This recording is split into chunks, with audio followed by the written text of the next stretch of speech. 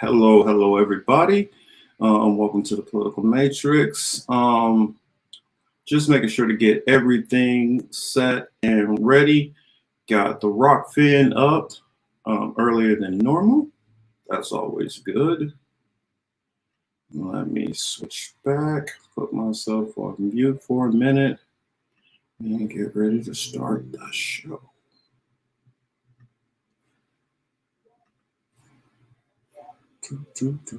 One of these days, I'm going to be a little bit more fluid with this, I guarantee you. But until then, just bear with me, y'all.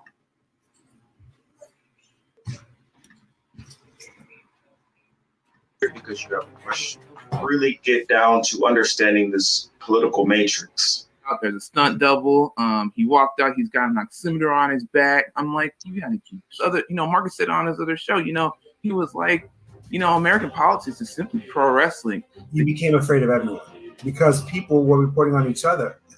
We're living out Minority Report too as well. And you know why? You know why we know that, boss? Because we've been reporting on it. Yeah, I know. All the black people in this country be willing to take a reservation. That's what the Nation of Islam was asking for. To put a couple of clips together.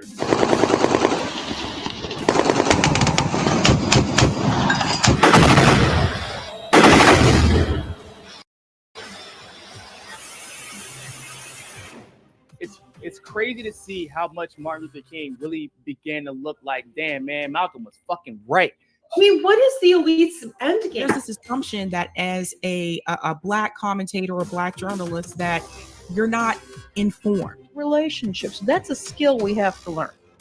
It's even more kind of mind-blowing because we're supposed to be the multicultural space. Trying to drum up money to keep the war machine going so they can keep the donors happy. Yeah. Do the Chinese own part of that? This began a long time ago.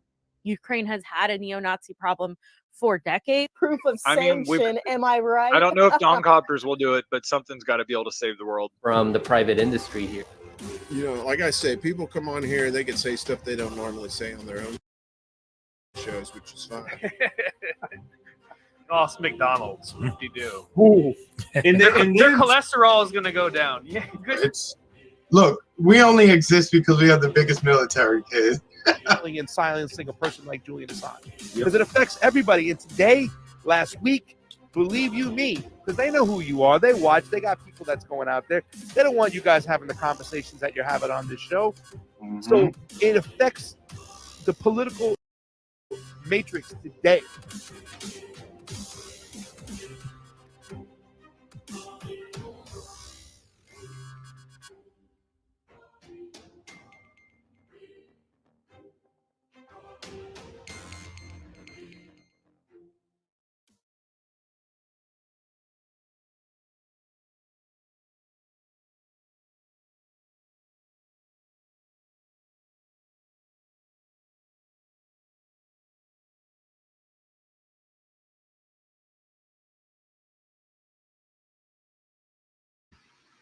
Good gracious.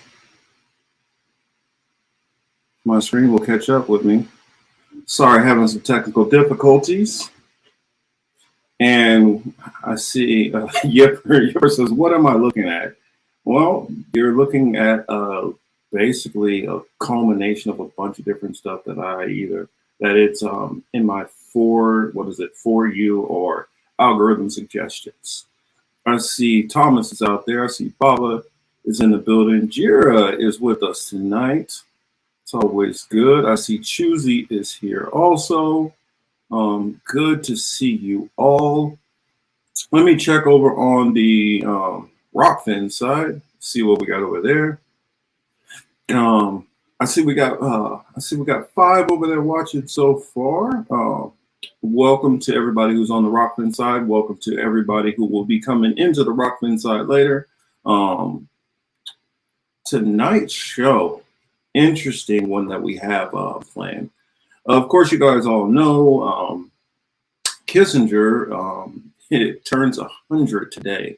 We'll talk about that just a little bit. And of course, I will be solo dolo tonight, just me. So I definitely got plenty of time to have go back and forth and feedback and any kind of information you guys want to bring up, any topics that you guys feel like that you guys want me to speak on that I don't get to outside of these main topics that we have.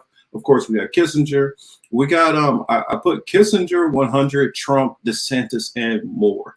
And I wanted to talk about DeSantis, of course, because DeSantis just officially launched his political campaign for president, which we all knew was coming, but we definitely do want to talk about it still just a little bit. And then I also do want to talk about like Trump's response to it. Trump's response was I'm still getting and cracking up about it because I found it so entertaining. That doesn't mean that all of a sudden you guys that now I'm converted to some kind of Trump porter. No, I'm still at the position of I do not believe American politics, especially on the national level, will do anything. That there's anything that my vote is making a difference in changing the trajectory of the things that are going. Maybe there are some minor things here and there that might affect comfortableness in this time period up until the things I feel that we're facing. But overall, I do not buy into the fact that my vote is that significant, or that the system is not completely on autopilot anyway. That said, we are going to talk a little bit about that. I guess what's his name? Tim Scott has jumped into the race. I mean, I don't think I'm going to pay too much attention to Tim Scott in this because I feel like Tim Scott is kind of irrelevant in this discussion. Just like the VBAC guy, I'm not even going to waste the energy on focus on him unless it's something that happens like just really jumps off the pages at anybody. We'll talk about that. Also, I do want to talk a little bit about Davos, not Davos, Bilderberg. They just had another Bilderberg meeting, so it's always interesting to dive into that just a little bit. What else? Is there anything else that I'm missing? I think that's all for the main stories. And then I guess we'll get into a little bit more from there. But I guess I'll start off with the whole Trump DeSantis. I don't know if you guys have all seen his campaign ad or not. It says Tim Scott is still around. Yeah, Tim Scott is still around. I even forget. I think he's from South Carolina. I think he's a junior senator from South Carolina. Yeah, the bald guy. Yeah, he's pretty much irrelevant as far as trying to run for president. I mean, I don't really know what his goal is there. Maybe just trying to boost his sometimes when these people run for president, it's not because they think that they can win. Sometimes they're just doing it to try to raise their profile. So when they're putting bills forward in Congress that it can help kind of get a little bit more minutia behind it, but this dude doesn't. Or there's another angle. If he's able to garner enough attention, not saying that he would sway between the DeSantis and Trump, if he can get enough attention, that could possibly land him a position within one of the administrations if either one of them were able to win.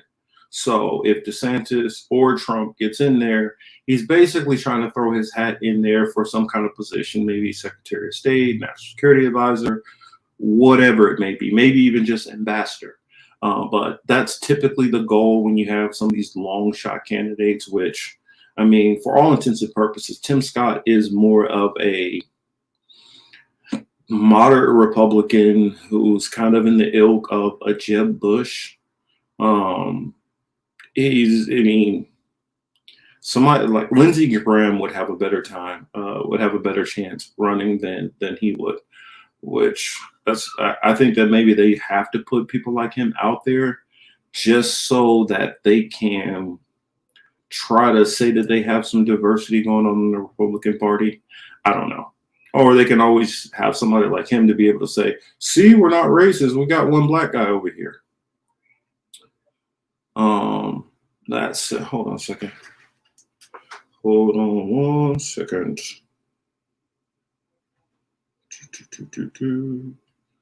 Good gracious, I gotta remember. If you guys knew how many notifications for different things that I get all the time.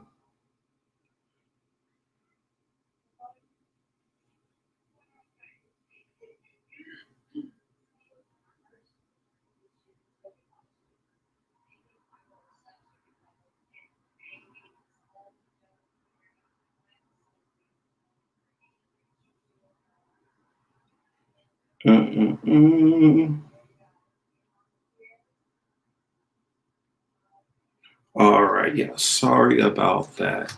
And Baba says, like I said, Tim, who exactly? Tim is kind of irrelevant. The other guy, I don't even remember his name, Vivek something. Just he's kind of irrelevant also. I don't know. I honestly think if RFK Jr. decided to run as a Republican, he probably could have gotten farther. So let's see. Oh yeah, that's right. I was gonna pull up the DeSantis ad. Let's look at this and try to pick it apart. I don't know if you guys knew. I'm pretty sure most of my audience, they would know this, but DeSantis tried to do his announce and launch because typically a lot of times they most people go on some show and they're talking about something. I don't know, they might have something in the works and everybody knows what it is, and they announce that, oh yeah, I put in my exploratory campaign, exploratory commission, whatever, for 2024, and I plan to run. And that's typically how they'll do it. And then they'll have a secondary event where they're going to actually, get on stage and do all this stuff and whatever. It says, I take it Chris is back at the Motel 6. I don't know, he might be. Chris had a tournament. I believe they're in Orlando. I think they're in Orlando. And so, for those who don't know, I guess how far apart, where he's going when he's having these tournaments to where he lives, Orlando is roughly a couple of hours away from him. So it's not feasible for him to rush back. And I don't want him to have to rush back. Plus, every now and then he needs some time off. He has the boys, he works full time, and he's doing this. So, and coaching. So, the man has a life. So I want him to be able to live it and enjoy it also. I don't want him to get burnt out and tell me one day, all right, I'm just done with this crap. That's it. Because that's kind of what happened. Like Emmanuel was just kind of like, all right, I'm just a little burnt out. And he was kind of done with it. Or I don't know, he could have been tired of me. That's always possible. Will Chris take his team to Little League World Series? Guys are mean. Well, they did win a tournament recently, so shit. All right, so let's get to this DeSantis ad. Ew. And I'm telling you guys, trust me, I'm forcing myself to watch it and listen to it also. He is, as far as retail politics, he is not good at it. Even for people who support DeSantis, they at least have to admit that this dude is not very good with retail politics. Yes, sir, Mr. Streets is solo dolo tonight. How we doing tonight, bro? Always good to have you in here. And I think I might open it up a little bit earlier. Anybody who wants me to open it up and put a link out there in the chat, just let me know, whether you are on the Rockfin side or you're on the YouTube side. Just let me know. And if you're watching from Twitter, please find the channel and then come in and let me know, and you guys can hop on also. I will put a link out there. I just request anybody, if I do put a link out there and you choose to come on, when you're in the back room, At least take your camera off so I can see that you're a real person and you don't look like you're up to anything crazy. And then you could, turn your camera back off, and then I'll bring you on the show. But yeah, anybody who wants me to open that up sooner so you can talk about any of these topics, just let me know. If not, I will proceed. So here is DeSantis, or DeSantis, whichever way you want to say it. I'm just going to close my chat down. Let's open it up big and let's give this a listen.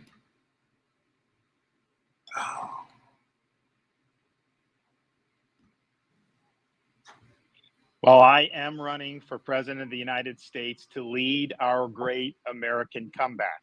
Look, we know our country's going in the wrong direction. We see it with our eyes and we feel it in our bones. Our southern borders collapse. Drugs are pouring into the country. Our cities are being hollowed out by spiking crime.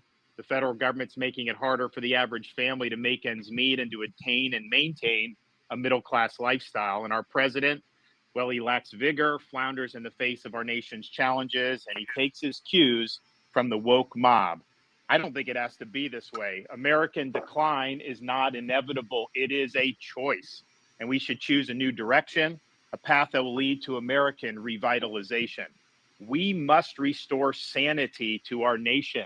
This means embracing fiscal and economic sanity. Stop pricing hardworking Americans out of a good standard of living through inflationary borrow, print, and spending policies, and please embrace American energy independence. This also means replacing the woke mind virus with reality, facts, and enduring principles. Merit must trump identity politics. We must return normalcy to our communities. America's a sovereign country.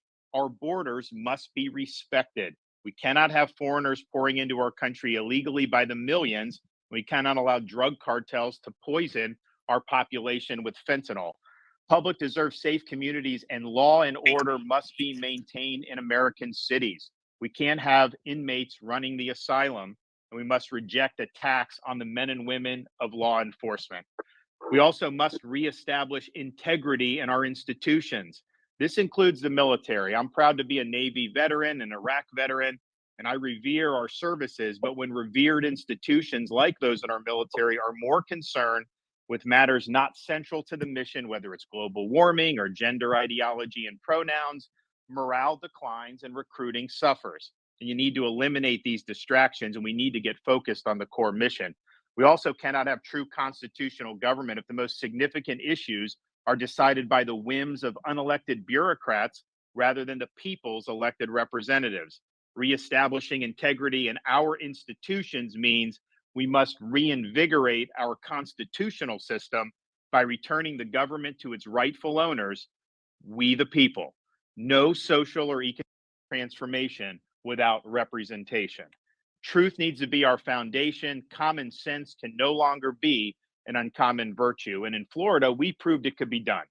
We chose facts over fear, education over indoctrination, law and order over rioting and disorder. We held the line when freedom hung in the balance. And we're thriving as a result. Florida is the nation's fastest growing state. We're #1 in net in-migration, #1 in new business formations, recently ranked #1 in education. We have a 50-year low crime rate and one of the lowest tax and debt per capita in America.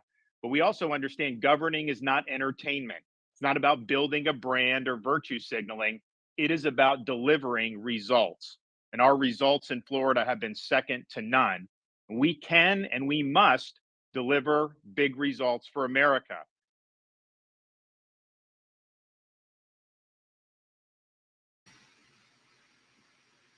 So let's drop that down for the time being. Wow, that felt like it took forever to get through that thing. It just seemed like it took forever to get through that. Says he has a Spanish name, I do believe. Actually, he is of Italian origin. So yes, correct. You're. Oh my goodness, so much stuff that I was like, I'm just gonna let this thing play all the way through. I'm not going to dig into it yet. I could go in there and push back bit by bit, but figured I'll hold off. Correct.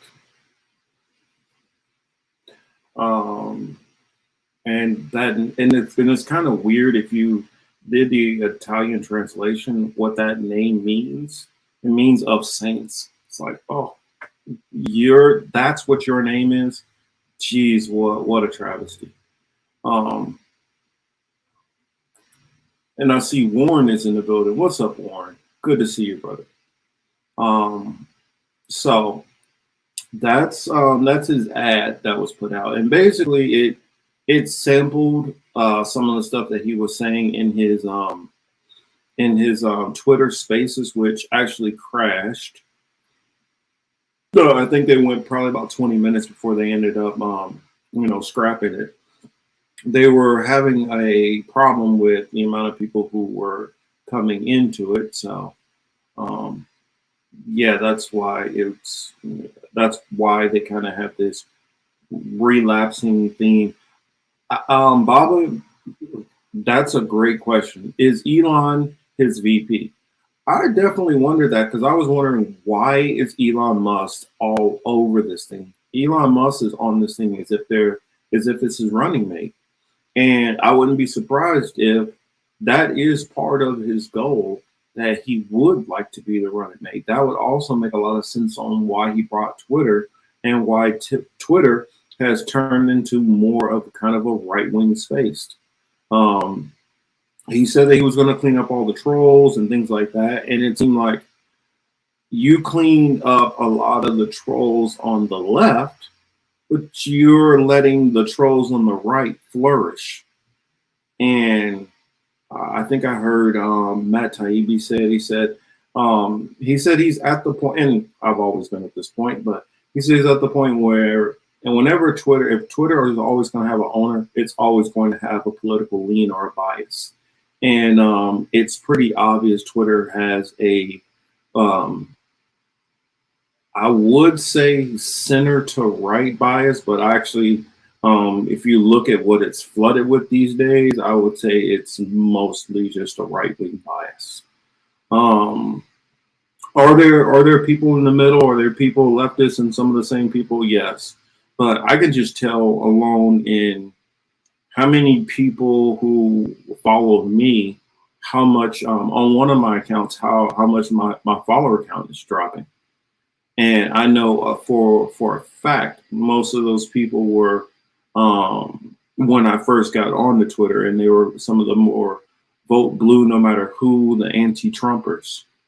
And so they would have been more of the Joe Biden voters, and I know what's happening. They are flooding off of Twitter. And it's just becoming more and more and more to the right. I mean, most of the clips which you see, which are circulating on Twitter, most of this stuff is easily 2, 3, 4 years old. Because see, this is kind of what conservatives do. They find something that can demonize the Democratic Party, black people, or immigrants in any kind of way, and put that shit on a loop. And it starts to distort the narrative, making it seem like these people only do X. And that's how propaganda works. If you're only showing a one-sided show, if, like, for instance, the local news does it. Every time they have, black and brown people on the news, they're showing them for negative things. How many times are they showing where, okay, this young black man who came from, inner city humble beginnings, rose himself up, started a law firm, and now his law firm is one of the top ones in the city. They don't show any of these stories. And so it's just depicting more of a negative viewpoint. And a lot of these conservatives who kind of, if not a racist or bigoted viewpoint that they have, some of them have more of a ignorant viewpoint, and that leads to a lot of these kind of thought processes. Let's see.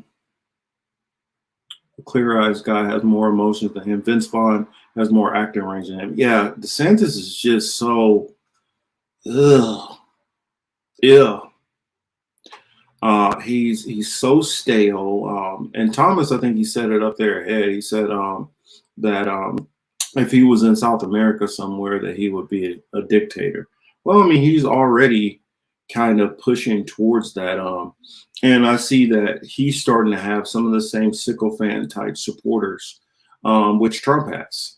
On my TikTok, I put up a video, and I think it's the same one which I have on this channel, where it just shows a clip of him in one interview saying one thing, then a clip of him in another interview saying something else. And they're like, oh, well, I see the smears are starting. How can I smear you with your own words? I didn't edit it wrongly. All I did was take your statement here and your statement there and compared them. It's not a smear.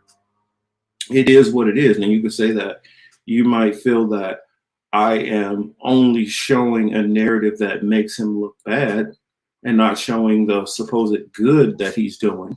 You could say that, but it's not a smear showing something that you did, or something that, you know, that is a part of your career. I mean, that in that commercial, they were showing a lot of him in his military gear, you know, showing him on the ground in Iraq, but not focusing on anything about Guantanamo. And that was a big part of what he did. I mean, he was a JAG lawyer. Well, with a lot of people, I don't know if you guys know or not, DeSantis is a lawyer, which puts him in the same mode of most of the people who are in Washington already. You have a bunch of doctors, lawyers, and businessmen. Very rarely you have any professors or engineers or scientists. It's the same handfuls of people which pollute Congress, and he would just add to that. Also, one of the comments that I said is, I said that they're so worried about pushing CRT, and this is the claim, oh, stopping CRT. They went to the point now where they're using CRT as an excuse to go after everything. Do I support books about trans stuff for kindergartners? No, I do not. And you have somebody who is, though I'm not a conservative, though I do not believe, though I disagree with evangelicals on their biblical interpretations, I do hold to some of the moral aspects which they do. And I can't get behind all of the stuff which they're doing. They're literally, like, one of the books which they took out, which they felt this was CRT or problematic, African Americans in Aviation. They felt that was a book that needed to be taken off the shelves. A book about civil rights with Rosa Parks. They felt that needed to be taken off the shelves. There's a lot of books that they took off the shelves recently with DeSantis that I felt like these books have been sitting in these schools all these years perfectly fine. They have nothing to do with CRT. CRT is something which has been proposed in employment and collegiate level that has literally nothing to do with, you know, books that would be typical Black history books. But that's what they're doing. They're going after anything that promotes anything positive, I feel like, for the Black community. Let's see. In fact, I think I have that clip somewhere. Let me show you guys that clip if I have it. Oh, that's right. I think I have it in my news to cover. Oh, there it is. Hold on. Let me put this on the screen. And I'm just going to change this playback speed just a little bit. Hopefully you guys can listen fast. Just hopefully that this will save me getting hit with copyright on this. Shoot, hold on. Didn't want to start just yet, but let me put it on the screen. Now, they could say that, oh, well, we're not going to ban these. These books are just for review. They could do that. And then if they do that and they put some of these books back, then I'll have no problem. But if these books stay out, then it tells me that you're not just worried about some CRT and you know, sexuality being pushed on the kids. You're actually trying to erase, you know, anything that is any kind of history for young Black kids. And I would say I would say a lot of other different, you know, Black and brown groups. Now, and I know that's right. The Asian American history. We'll get to that point if you guys know about that yet. But let's show this video real quick.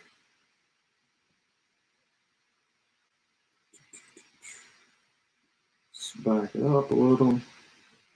This is a quick video. I'm at my school right now. I just want to show you something because the state just came last week and decided what books were appropriate or inappropriate. The video was made at McNichol Middle School in Hollywood, and according to school district spokesman John Sullivan, it shows a process that has nothing to do with book banning. So they're old books. So this is a process of weeding that we call it, which is really updating and refreshing the books to make sure they're current, up to state statute. So it's just a process of that particular school that's going through, and that's why there was all those books and bins. Are those books going to be replaced, or are they being taken away for good? So those books will be replaced in the library. These are just a few of the books that have been deemed inappropriate. Lewis and Clark, they're removing these books from our library. So the state did not come down last week and ban any books in Broward County schools. The video depicted that the state was down here to ban those books in those bins. That did not occur. Complaints from the public did lead the district to remove 4 books. Each deals with gender and sexuality issues. Recently at Bob Graham K-8 school in Miami Lakes, one parent, Daly Salinas, objected to 4 books and even the poem read by Amanda Gorman at President Biden's inauguration. The loss we carry a sea we must wade. I found a few books with inappropriate content inside, talking about gender ideology, CRT, and communism. The school decided to allow only the middle school age kids to have access to the materials, to which she objected. Here's Miami-Dade School Board member Robert Alonzo. So at this point, what we're doing is it's just moving books to areas in which they're appropriate for the students. We're never removing any book unless it has content that is really not appropriate for any of our kids within our school system. Thanks for watching our YouTube channel. And my thing is, for one, how do you just decide books that have to do with Marxism or communism? What? I mean, I don't see how you could even decide that that's something that shouldn't be taught. I mean, as somebody who minored in political science, I think it's important for kids to understand the differences between these governmental systems. Oh, Chris is away tonight, Hamza. And what's up, Stephen? I see Stephen Clary in here. I think it's important for kids to be able to understand these different governmental systems. I understand because what I see in this world, I see a bunch of people who do not understand literally what they are. I mean, they'll claim, well, I'm just a conservative. No, actually, you're a fascist. Actually, you support fascism by the literal definition. You support basically government. Yeah, he's out of tournament. You basically support the merger of government and private corporations. That merger, because basically the only difference between Mussolini's fascism and what we have in the United States is he basically appointed the presidents and CEOs to federal office. That's the only difference. Now we have their lobbyists who fund the politicians to still vote in those same ways. And so you're basically still a form of fascism. I mean, Matt Walsh and a couple other people came out with saying that they are theocratic fascists, acknowledging that, yeah, we're pretty much fascists. We are. And if people understood what these terms actually meant, then they could be more concrete in saying what their ideologies are. There are plenty of Democrats who run around calling themselves progressive populists when they are not. They are flat out centrist. They are liberals, and they're talking about, oh, I'm a democratic socialist. No, you're not. You are a liberal. Or there's people who will call themselves Democrats when, for instance, Joe Manchin. Joe Manchin is a moderate Republican. There's no doubt. There's literally no policy that he supports that you could say, oh, wait a minute. Yeah, this is definitely Democratic stuff. Pretty much majority of his policies that he supports would land him in the Republican Party, especially if you go back to the years of Nixon or Reagan. He would definitely be a mainstream Republican. The same thing with even Obama. Obama would fall into, basically being a liberal Republican. I mean, so what's happened is you've had the I'm trying to remember what it's called right now. The where the political lines start switching. I can't remember what it's called right now. But you basically had this country since, I want to say, the 60s as a whole march further and further to the right. Have they did a couple of like for instance, even the whole LGBTQ or even that would technically not fall up under right or left wing in most countries, because when you're talking about left and right, when you're talking about economics, you're talking about economic philosophy. You're not talking about social movements. Social movements are not right or left necessarily. I mean, for perfect example, if you go to, let's see, Brazil, for instance, it doesn't matter if you take the most hardcore socialists or you take the most hardcore conservatives. Both of them are heavily religious and both would be anti-abortion, making that not a right or left-wing position, because your cultural stuff does not define left or right. That's how you can have somebody like, for instance, Ed Schultz back in the day, who economically would have been definitely a progressive Democrat.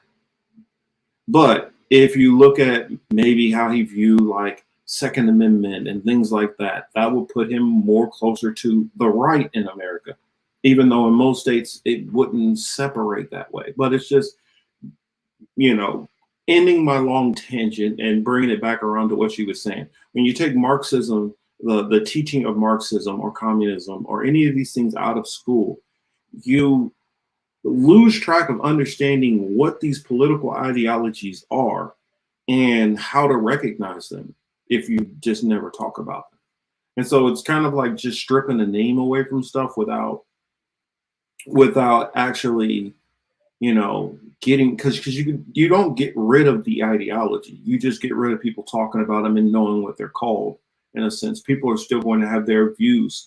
If you go into most tribal communities, they all work on a form of socialism, basically socialism or communism, where everybody for the most part is equal. Everybody has their own job. Nobody's rising up way above anybody, and they work as a community. They work more communal in helping each other versus the capitalist conservative way, where it's, hey, every man for themselves. I'm by myself. I don't give a damn about you.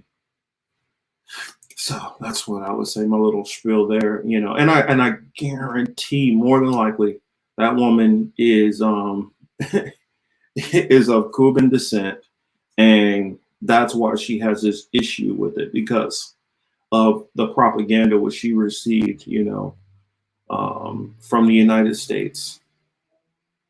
But and Mr. Shu says copyright is BS. Got a warning from the Mexico shooter video. Going down my beliefs, but George Floyd last one was all over. Yeah, it's and that's one thing when it comes to like how they copyright this stuff. It's so inconsistent, and that's like a lot of times when I'm pushing back and trying to get clarity on these issues, it's the lack of clarity. I'm like, okay, so tell me what I can't do.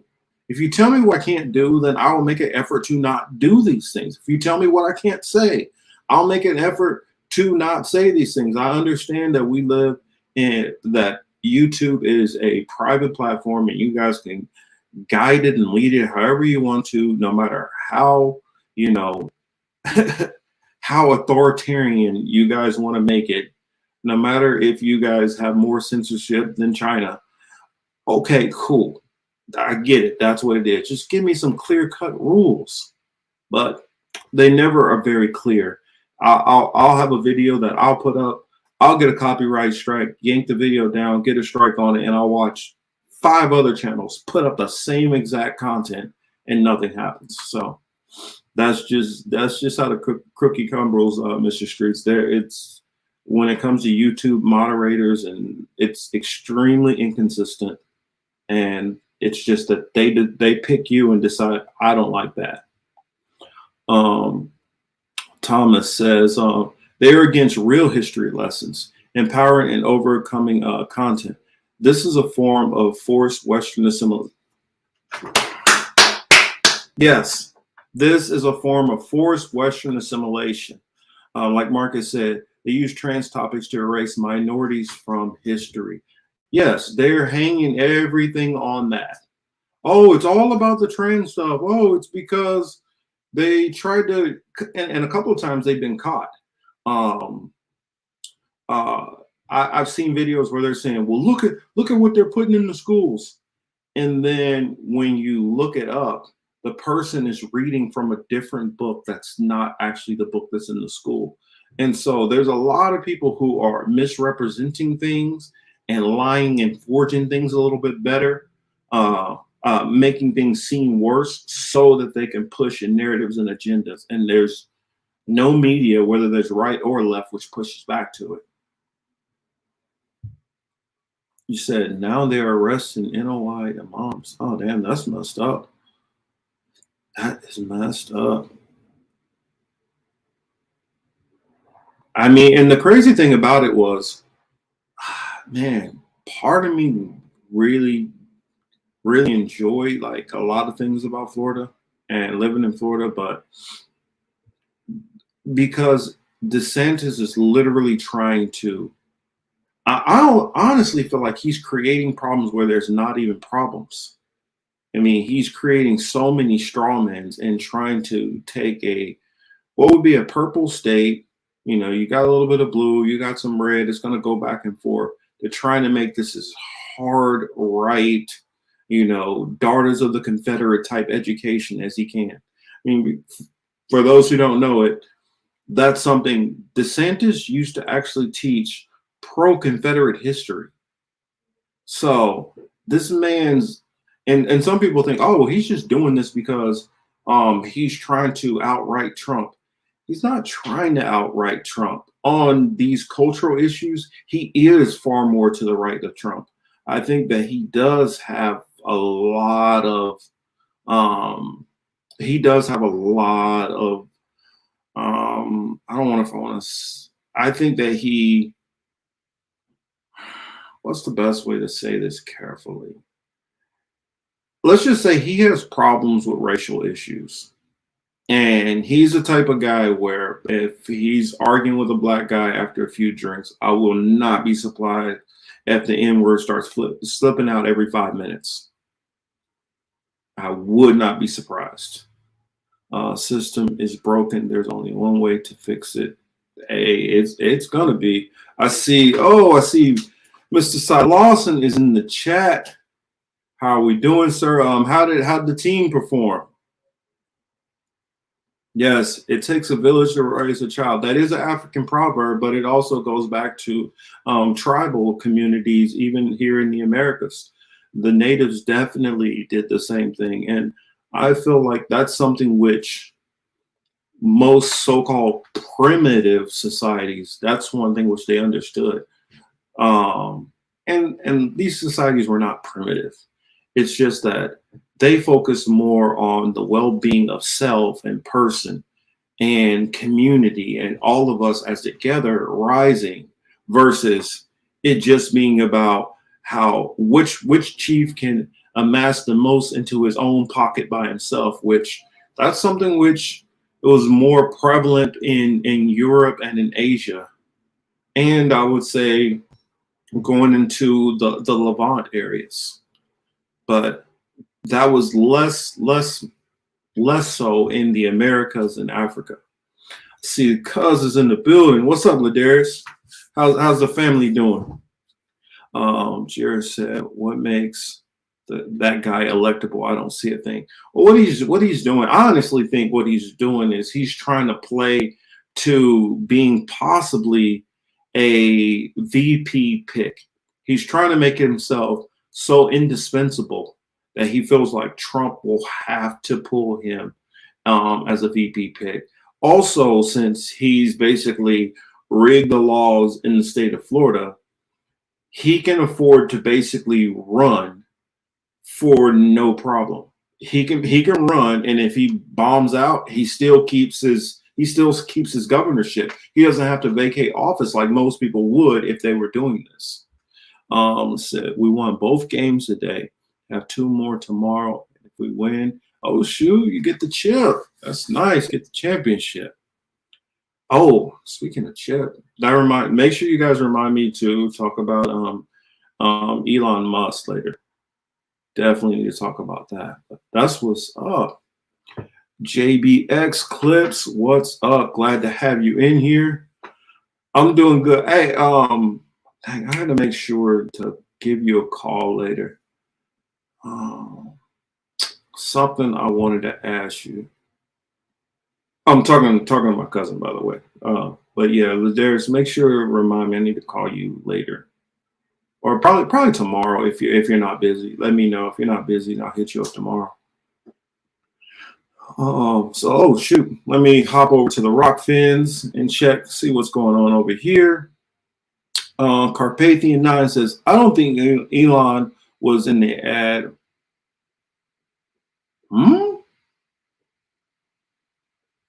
No, it was not his ad. Do some work. Did you not see the ad that I just showed? Let's see. I can put it back on the screen if you like, Carpathian 9.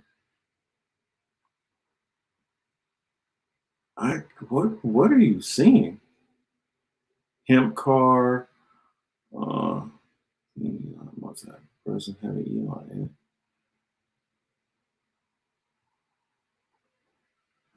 Okay, y'all, I guess Carpathian 9 thinks that we are all making this up. So let's just go back. I can put this back on the screen. So no problem. And I will make sure to stop it when it gets to Elon Musk for you.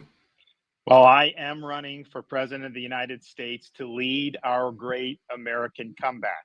Look, we know Who's this guy? 9 seconds in, Carpathian 9. Who is this? Is that not Elon Musk? Is that not Elon Musk right there?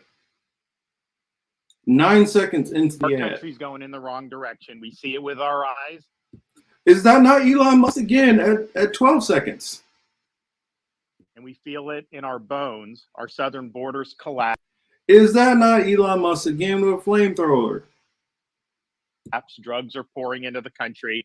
Our cities are being hollowed out by spiking crime. That's actually Elon Musk too. The government's making it harder for the average family to make ends meet. That's Elon Musk also, and Tesla.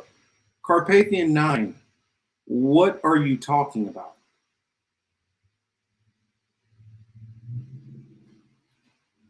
What exactly are you talking about? Because Carpathian 9 over here on Rockfin says, if you think an ad for president is going to have Elon Musk in it, your critical thinking is lacking. No, I just literally saw it. What are you talking about?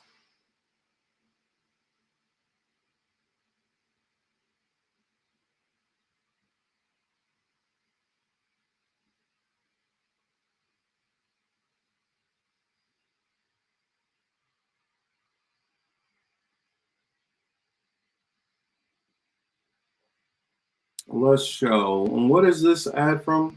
Let's make it small. This is from DeSantis War Room. Rapid response for @Ron DeSantis. This is somebody who is part of DeSantis' campaign. What are you talking about? Jeez Louise. 9.5 million views. This is an official video. I don't get what you're talking about. If you don't know what you're talking about, calm down with all the hostility. Yeah, if you go on Twitter, you can go right to that. In fact, I'm pretty sure you can just Google it and find it. But how about looking that up first before telling me that I'm making stuff up or lying or not using critical thinking skills?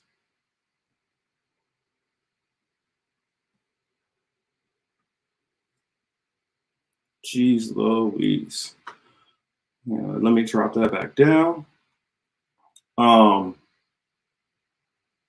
So let's see. I talked about DeSantis a little bit already.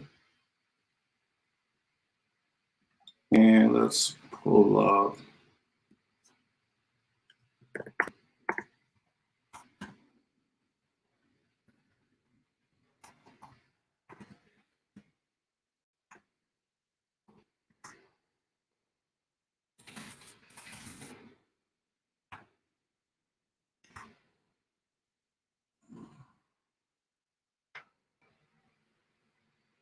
Because I'll tell you this, whoever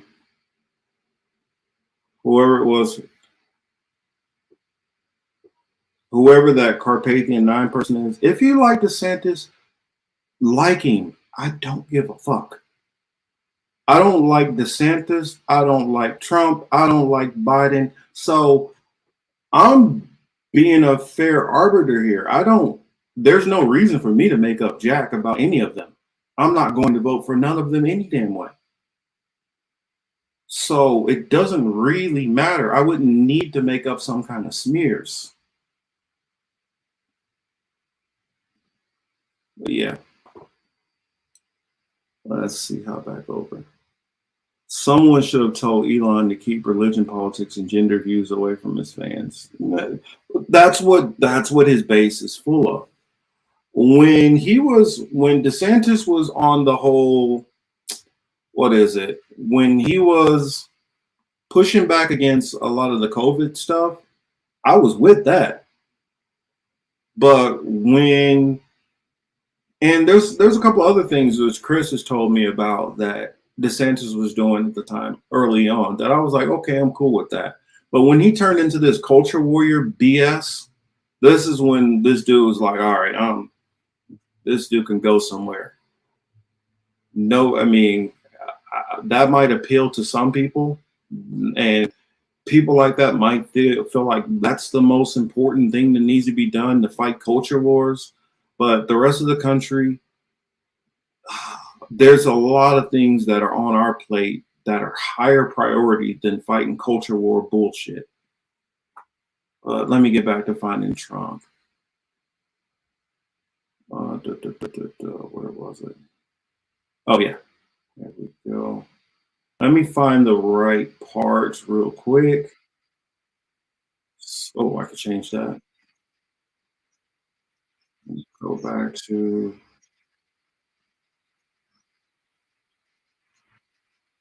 Yeah, Trump put a couple of videos up, and I'm gonna pull up this video from the Rising because they grabbed like 3 of them, and I think I know Chris is probably hating that he's not a part of this conversation because this is right in his wheelhouse. It just happened to be the week where he would be off that all of this stuff would drop right now. Let's see. Hamza said RFK Jr. was pro-vaccine before COVID. He has strong connections with Ari Emanuel. He endorsed Hillary 3 times. He is a Zionist and is graduated the Obama administration when Gaddafi was killed. Ew. If all that's true, ew. Let's play this. I would almost back it up just a little bit. Can't miss. Let's play the first one. Rob DeSanctimonious and his poll numbers are dropping like a rock. I would almost be inclined to say these are record falls. The question is Rob just young, inexperienced, and naive, or more troubling, is he a fool who has no idea what the hell he's doing? We already have one of those in office. We don't need another one. We need MAGA, Make America Great Again. That's what we want. Make America Great Again. We have no choice. This is the last shot we've got at it. If we don't win this time, our country's in really big trouble. Thank you. Rob DeSanctimonious, as he called him. I'll say I definitely miss Trump jabbing at people. I don't have to like his policies to admit the guy is a showman. And like I've told many a times before Trump got into politics, I had like 3 of Trump's books. No, granted, I didn't know that he ghost wrote them at the time, but pretty decent books. And I used to be a big fan of Apprentice until he got into politics, which then, in my opinion of him, dropped kind of massively. But one thing I do give to Trump, no matter what, is he knows how to garner a crowd. He knows how to keep their attention and enthusiasm. And he knows how to throw punches in bunches. I'll give him that. Fight talking about how great his wife and family is. Let's skip ahead. Where is it at? The next one. Or is he? I don't really care for their commentary. Next one here. Well, it's not that their commentary is necessarily bad on this, or whatever, but the point is, let's get to these Trump videos. When the Ron DeSanctimonious facts come out, you will see that he's better than most Democrat governors, but very average at best compared to Republican governors who have done a fantastic job. How about the fact that he had the 3rd most deaths of any state having to do with the China virus or COVID? Even Cuomo did better. He was number 4. He shut down everything, including the beaches. Other Republican governors didn't do that. They kept it open. It was their choice. I gave them all their choice. The Democrats blew it big. A lot of Republican governors did a fantastic job. And look at Disney and what a mess it is. Could have worked out an easy settlement, but no, he wanted to show the fake news how tough a guy he is. He's not. And the whole Disney thing is really very unfortunate. Now, thousands and thousands of jobs are being stopped, and a lot of people are very upset about it. Thank you. So this was a more substantive. And I think it was one more in here, which I wanted to share. Or was it close towards the end? Not even towards the end. There we go. In December of 2017, Ron DeSanctimonious was polling at 5% in the Republican primary for governor of Florida. 5%. DeSantis had virtually no endorsements and was being drastically outraised by Agricultural Commissioner Adam Putnam, the widely viewed favorite. He was going to win. He was going to win easy. He was way up. Ron had 0 chance of winning. On December 21st, 2017, a man named President Donald J. Trump endorsed in support of Ron DeSanctimonious. His polling skyrocketed, and DeSantis won the Republican primary 57-37. He was down so many points, and all of a sudden he wins by 20. He was already looking for jobs. But he did it because of President Trump. Thank you very much, Ron. Thank you very much. I mean, I have to give the man credit. He is an excellent troll. He is definitely an excellent troll. So just give me a second for it to finally catch up to me. Ron Sanctimonious, as he calls him. No one is talking about the trucks and for. Are you talking about like the backed up lines, the fuel lines, Hamza?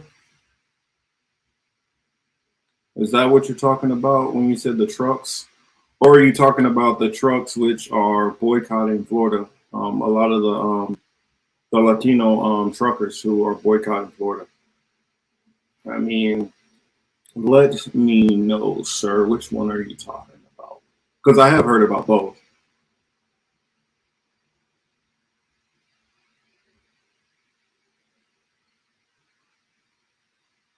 Yes, Carpathian, I can see that the video was edited, but it's edited by somebody who supports his campaign. Nobody said it wasn't edited. This is one thing, man, when I deal with some of these people online, I realize you guys don't understand nuance at all. If somebody doesn't say something, you guys automatically assert something in. Did I ever say that that video was not edited? No, I didn't. So what is your straw man that you're building up there? It's still from his campaign. Obviously, they wanted to put that in there for some damn reason. You go take it up with them. You don't need to bring the attitude to me. I see Miguel is in the building. What's up, Miguel? So what are you guys' thoughts on like some of that Trump, the Trump back and forth with DeSantis? Because I know that it's only going to heat up, especially I can't wait for the primaries to see this. I know that, you know, was it Nikki Haley? I think she's running also. She'll kind of be more off to the side. I don't see her garnering much support. Just like Tim Scott, I don't see him garnering much support. The Vivek, whatever the hell his name is, I don't see him garnering much support. It's gonna be just for Trump to drum out DeSantis, which I don't think that's gonna be very hard. And then we're gonna be seeing a matchup of Biden and Trump. And I know some people say, oh, but you got Marianne Williamson, she's running, and you got RFK Jr., he's running. The party itself is not going to allow either one of them to displace Biden. If you think that's possible, then you must not be familiar with the DNC fraud lawsuit, which in that lawsuit, it came out that the Democratic Party can literally pick whoever the hell they want to. They don't have to have any kind of primary delegates, any of that stuff. They can tomorrow just say, you know what? We're going to take Mayor Pete. And Mayor Pete, you're now the nominee. Well, Biden's the president. Well, we're just going to make Mayor Pete the nominee. They can do that. Even though that would be political suicide, but they have the power to do that. Says, because of DeSantis, his numbers are increasing more and more. Trump, I think that the more Trump gets in front of the media, he's going to increase, period. Whether DeSantis was there or not. I think the Republican base just needs to kind of see him again and get him out there. Street says, yo, Marcus, what do you think about the NAACP's travel alert in Florida?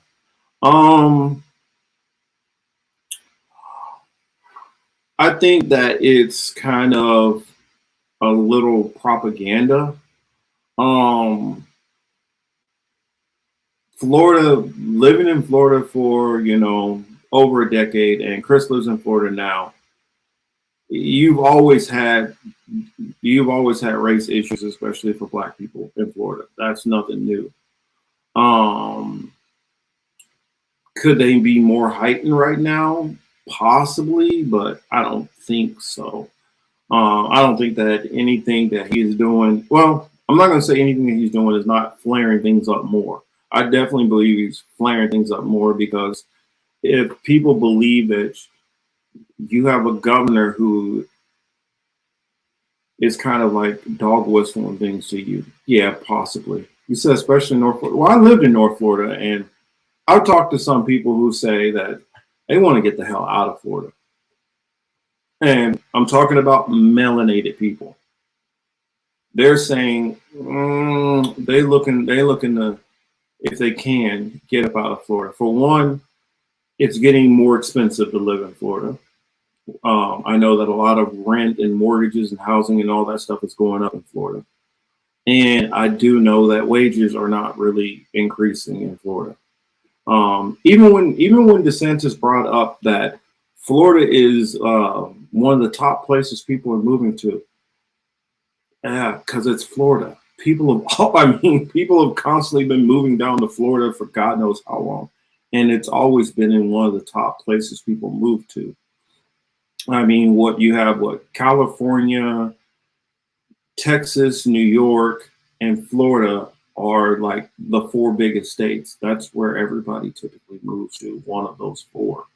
So it's not mind-boggling that Florida has, some people moving there, especially when you have some of the whole COVID stuff that was going on. I believe you had people who, you had leftists who even were looking to move to Florida because they weren't with, what the Democrats were trying to do as far as, COVID-19, who were trying to escape the mandates.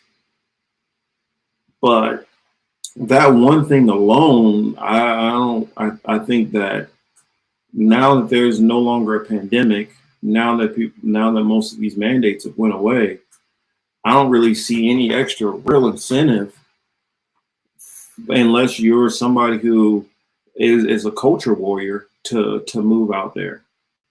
So I think you will start to see kind of maybe a balancing of people who are moving in there and people who are moving out. I mean, also you got to remember how many military bases are there. You constantly have people coming to Florida and leaving Florida all the time. So I don't know, just some of the stuff he said in there, it just didn't really jog with me. So that's it.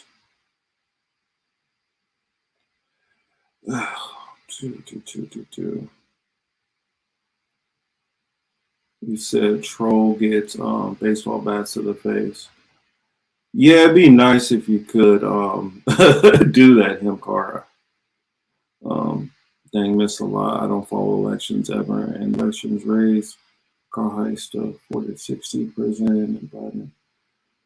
I'll tell you, Carpathian, you don't have to view my show if you don't like it. It's perfectly fine. You can start your own channel and tell people whatever you like to tell them. You can tell people that, cars actually, the ground is actually the sky. You can tell them whatever the hell you want to. Don't really care.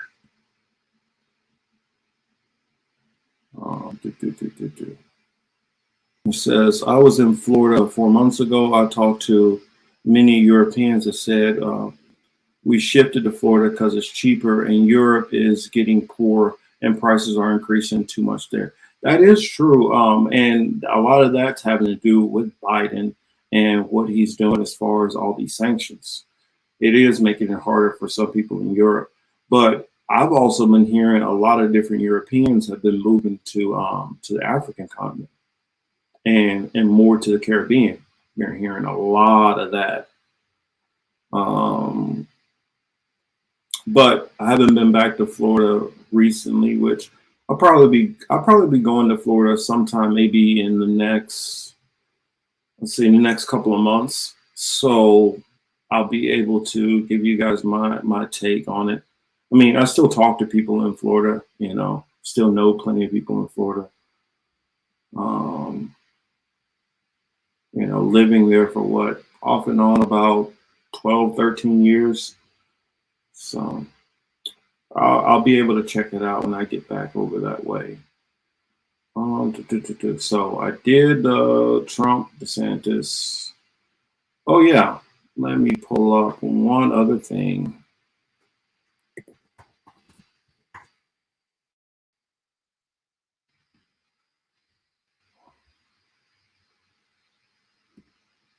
All right, so let's go on to our next story. Elon Musk. Canadians as well, because they're stupid. It could be. Yeah, Freeze come out at night. That could be a good thing, Mr. Streets, that I got a troll now, because, They normally say that you're doing better once you hear it. That means your numbers are possibly growing when you're getting the trolls. That's cool. Let's share this next one. Oh, this is from the BBC. I guess I could have found another one, but let's just go with the BBC. It says Neuralink, Elon Musk brain chip firm wins U.S. approval for human study. It says Elon Musk brain chip firm, I guess Neuralink, the firm has notified them, has received approval from the U.S. government Food and Drug Administration to conduct its first test on humans. The Neuralink implant company wants to help restore vision and mobility to people by linking brains to computers. It says it does not have immediate plans to start recruiting participants.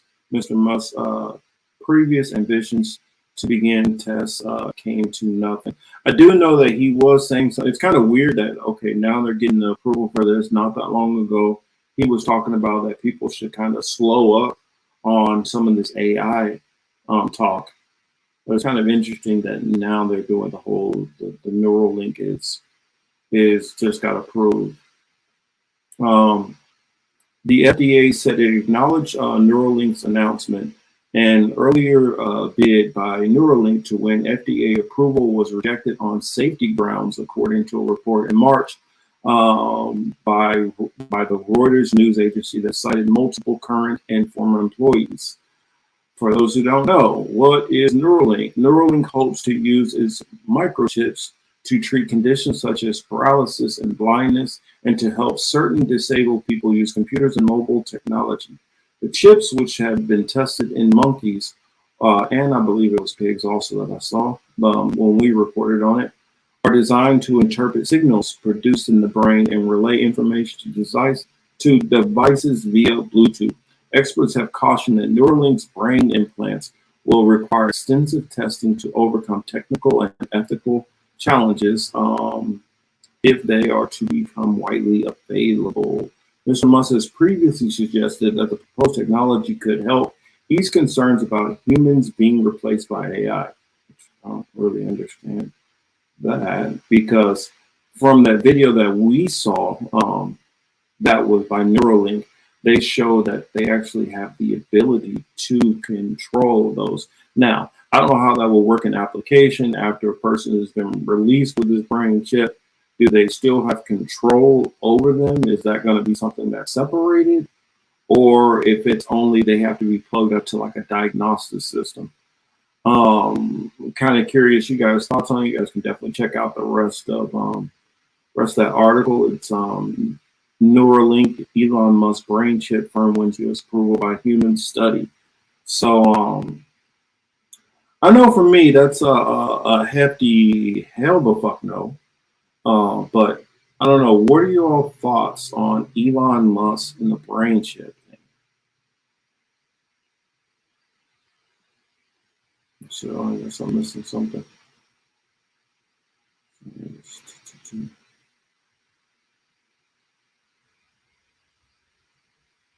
It's not slowing down anymore. Was I having problems cutting in and out?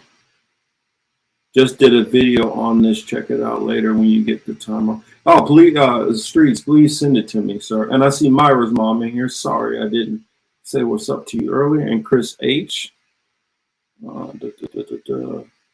At Hamza Mir, Canadians were either escaping the Canadian winter or the mandates had me freaked out. Canada was weird during the virus. Also heard something, Chris H., if you're in Canada, can you confirm for me that it was something happening with the winters also, where it wasn't getting as cold as normal, and there were reports of more bear attacks because they weren't hibernating?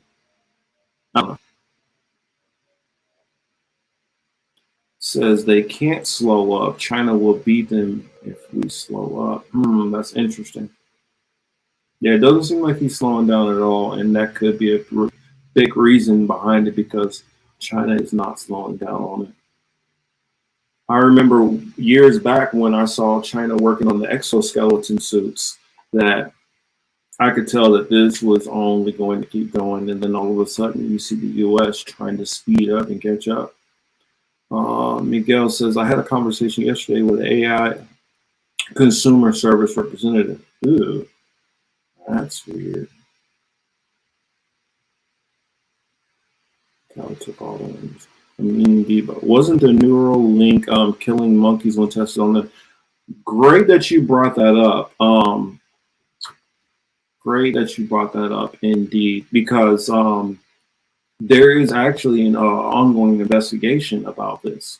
That they're going to be investigating Neuralink about this very thing about the animal cruelty and things like that, which they're being tested for animal cruelty. I'm wondering how that's going to work and what are they going to do to convince human beings to basically be, you know, guinea pigs, for lack of a better word, or basically test dummies.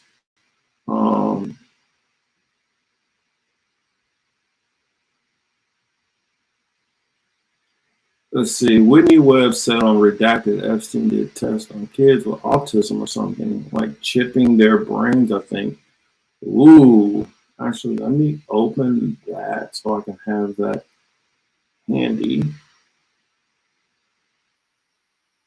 Because I definitely want to check through that. And I'll have the time to skim through it right now. Thank you, Himcar, but I will definitely watch that later.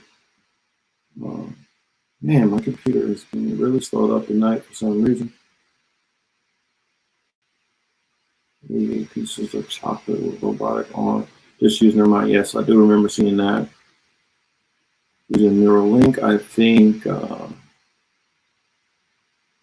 you can think words and they are manifest on the screen or something. Yeah, not good.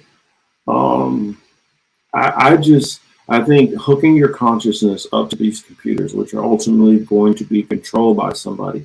If people think that there's a problem with they're able to read your internet and all that stuff like that, and they're able to read your phone, imagine what it'll be when they're able to just go literally inside of your brain and you know exactly what's going on. They only tested eight mice for COVID vax, right? Yeah, I don't know if I buy that.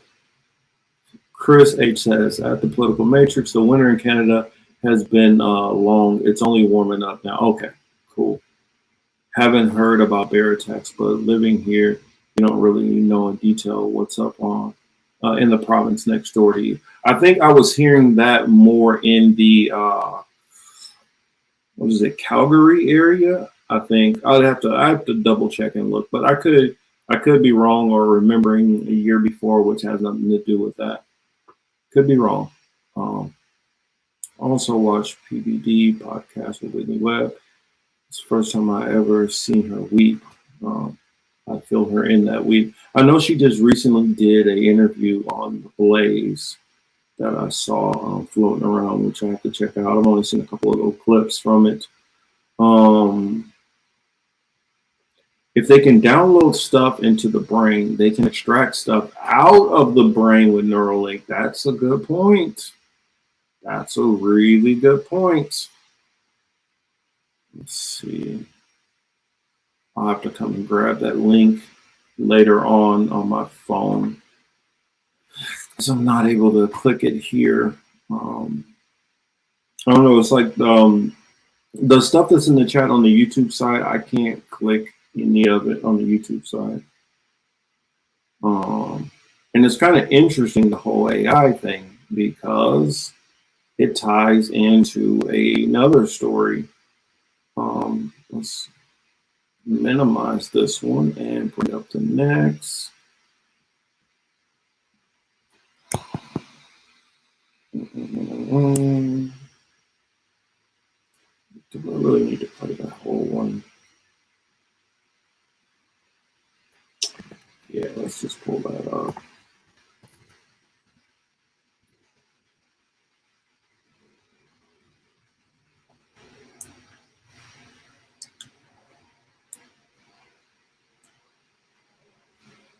Let's see, which part did I want?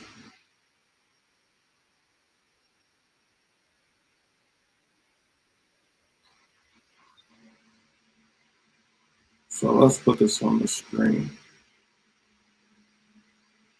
Yeah, you're definitely gonna need more tinfoil. Kiss is gonna be on Fallen State. Oh Lord, amazing!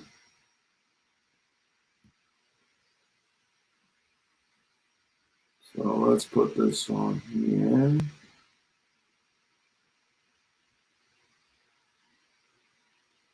And watch a little bit.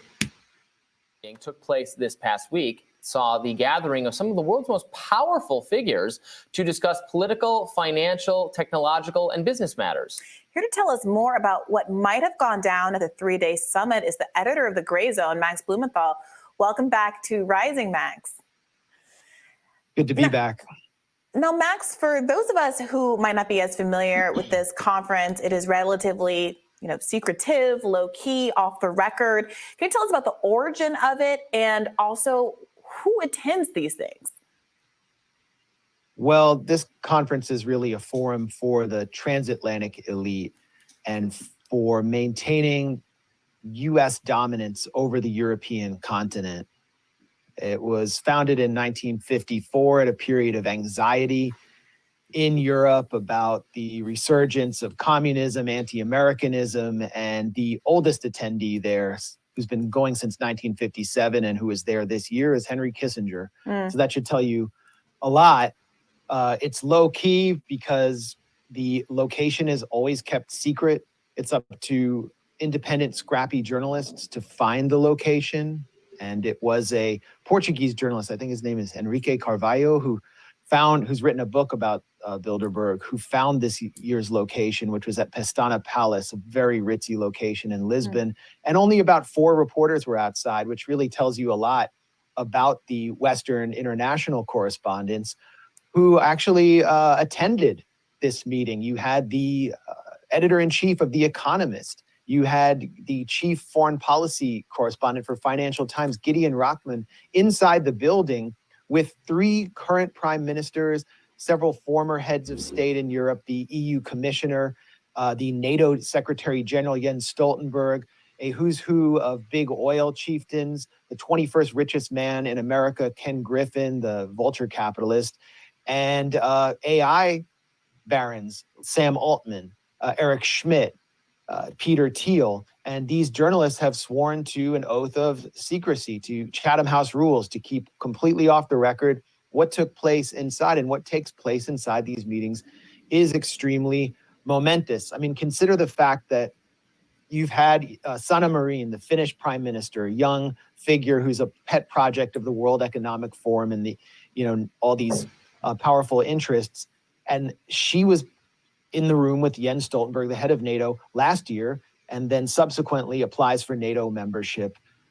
What's happening with Sweden? Well, the Swedish former prime minister, Magdalena Andersson, refused to tell an independent reporter, Josh Friedman, anything about Sweden's bid for NATO membership. So what we're talking about here is secrecy, a lack of accountability, and anti-democratic tendencies of the transatlantic elite. So the Bilderberg Group is... So I can stop it there. There's a lot to get into, and I was noticing some of the. Let me see if I can find that article I was reading the other day, because I was reading the article and then this popped up. What was it? What was I looking at?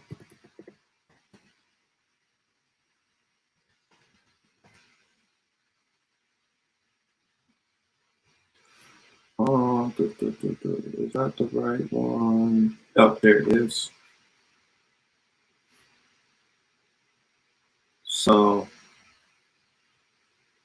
let's switch and drop that down.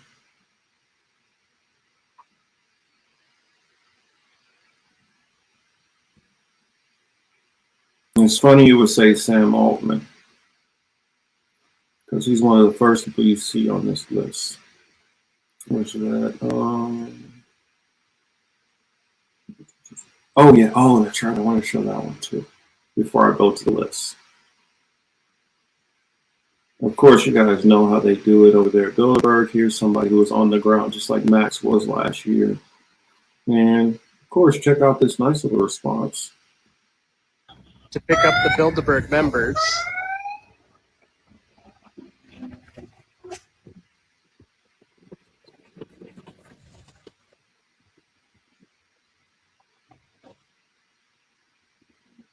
All right, gentlemen, it's our time to shine. Go time. Seduta, ci porti seduta. No. Speak English? Speak A little. English. Why? Because I was under the understanding that under Section 79, Article 2 of your criminal code, we're allowed to document this as journalists without being infringed upon. Okay. Is that correct? Turn off the Can I not video, please. record? Turn off. Why can't I? Turn off, please. I'd like Can to you turn record off? this. Or I take the phone, okay? You take the phone. All right, I'll Okay? turn it off. Turn off, please. All right, police are getting a little aggressive with us. Kind of reminds me of pasta. Move way back, not allowing us to record, threatening to take my camera and footage. Take out the phone, please. So we're, oh, okay. Take out the phone, please. So as you guys saw, these massive group of thugs just came and pushed us into this pen, this little tiny pen in a field, and they're just surrounding us to ensure that we don't leave our little enclosed area, because us 4 journalists are so dangerous to these delegates and participants that we have to be herded into a field. Yeah, like as if I'm going to be confined like a sheep in a pen. I got the heck out of there, and I found this little road, which has a view of where the buses. So I'm just going to hang out right here, and hopefully the police leave me alone. And as soon as the buses come in, see what I can do. All right, buses are coming up now. Buses are coming. I'm on the move. Oh, wow, they're pulling right underneath.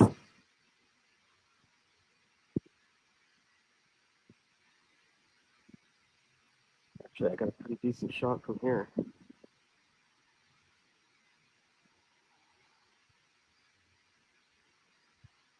Oh, look at this.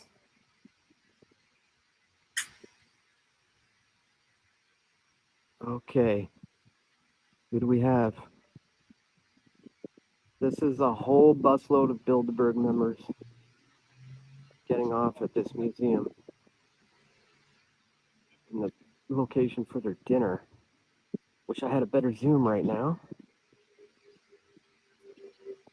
They're all about to enjoy their cocktails at this big palace. And we just got busloads and busloads of them.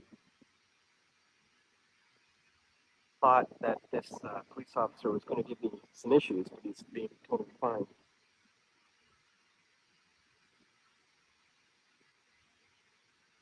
Oh man, they're all just mingling there. I need a better zoom. Oh, I think that might have been Christia. She's got the kind of short, stocky body, tight little skirts. She's pretty easily recognizable just from the way she walks. All right, guys. Some of them have just popped out onto the balcony.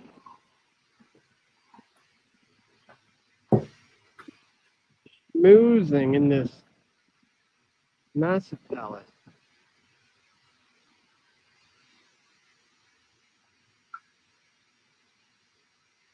Hard to identify them from this far back. But these cops here are not letting me get any closer.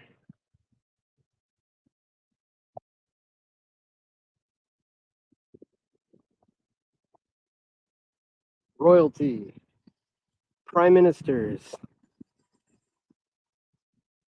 politicians,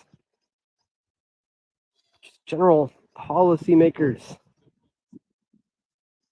heads of finance, heads of media.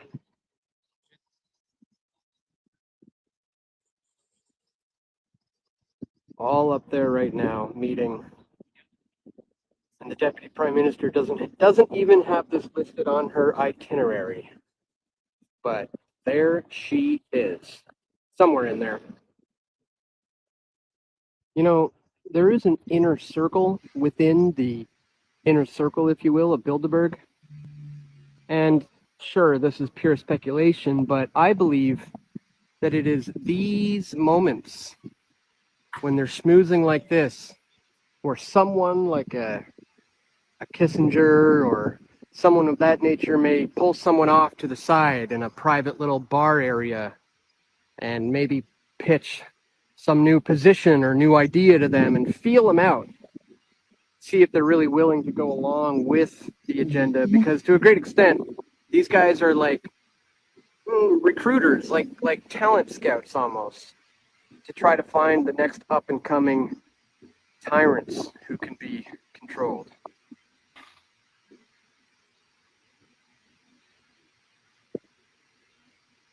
Looks like they might be starting to exit the premises.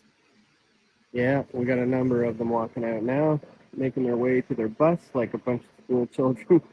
Okay, everybody, time to board the bus. Looking for Freeland. Is that her? Christia in the red dress, maybe?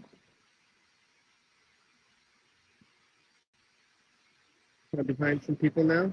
Yeah, I think that might be her. Yeah, that's her. That's her, all right. Christia Freeland! Christia, the Canadian people know you're meeting in secret now. It's official.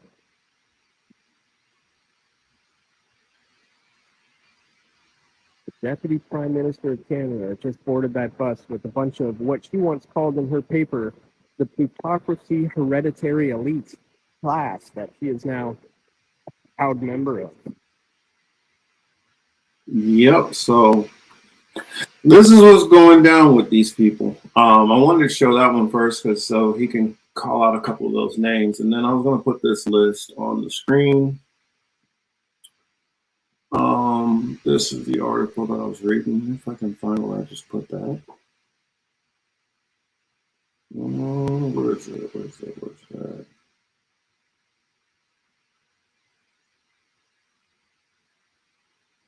Okay, so, and here is from the official website. Bilderberg meeting 2023. Stacey Abrams, yay. I don't know who this guy is. Oh, from Deutsche Bank. Paul Acklem-Meitner. Let's see. You got Spain's Foreign Minister of Affairs, Sam Altman, OpenAI. That's what you guys were just talking about, which I think that all ties into some of the stuff that we see going on right now. Got co-founder of ZeroNet right here, out of Italy, Marco Alviera. Leader of the Social Democratic Party. You got your Social Democrats involved. Out of Sweden, Magdalena Andersson. Anne Applebaum, staff writer for The Atlantic. Yeah, gotta make sure she's there too, of course. Gotta have the press on your side. Let's see. Who else is you got France's Minister of Public Accountants, Gabriel Attal. Let's see. And President Group, Chairman. Let's see. French chairman. Let's see. Chairman. Let's see a couple of these. Oh, Goldman Sachs. Got the chairman of Goldman Sachs here. France Minister of Transport. Seeing a lot of French in here. Sally Benson of the U.S., professor of energy science and engineering, Stanford University.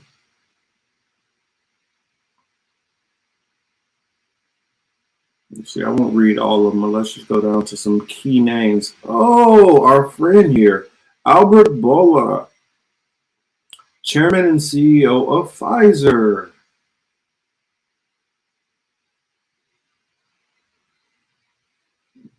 President of the World Economic Forum. Of course, you need the president there. Let's see, who else do we see here? Mark Carney, chair, Brookfield Asset Management out of Canada.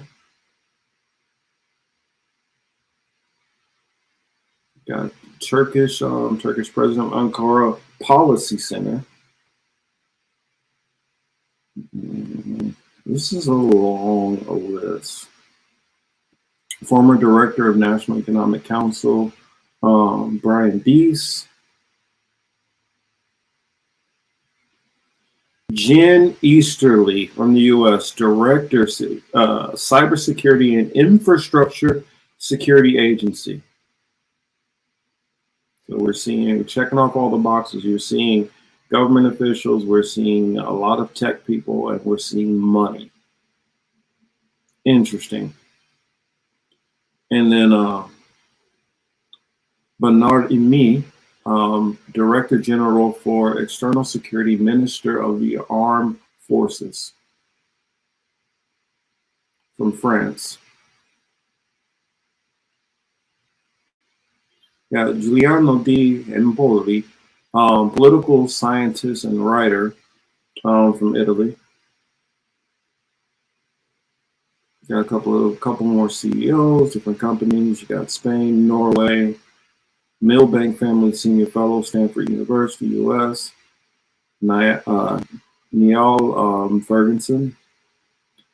Who else do we got in here?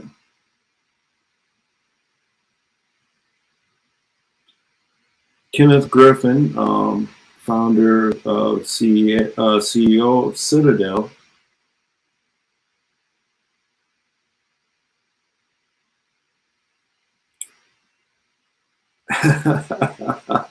Avril D. Haines, USA Director of National Intelligence.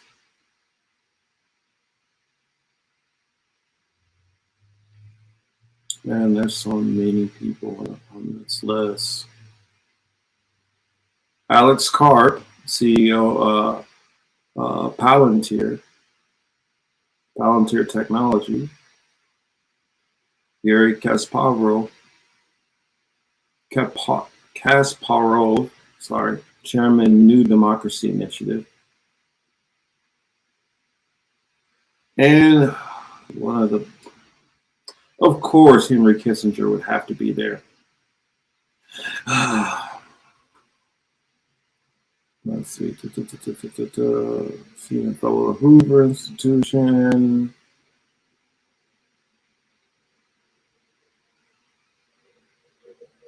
Bloomberg News, we got editor-in-chief here.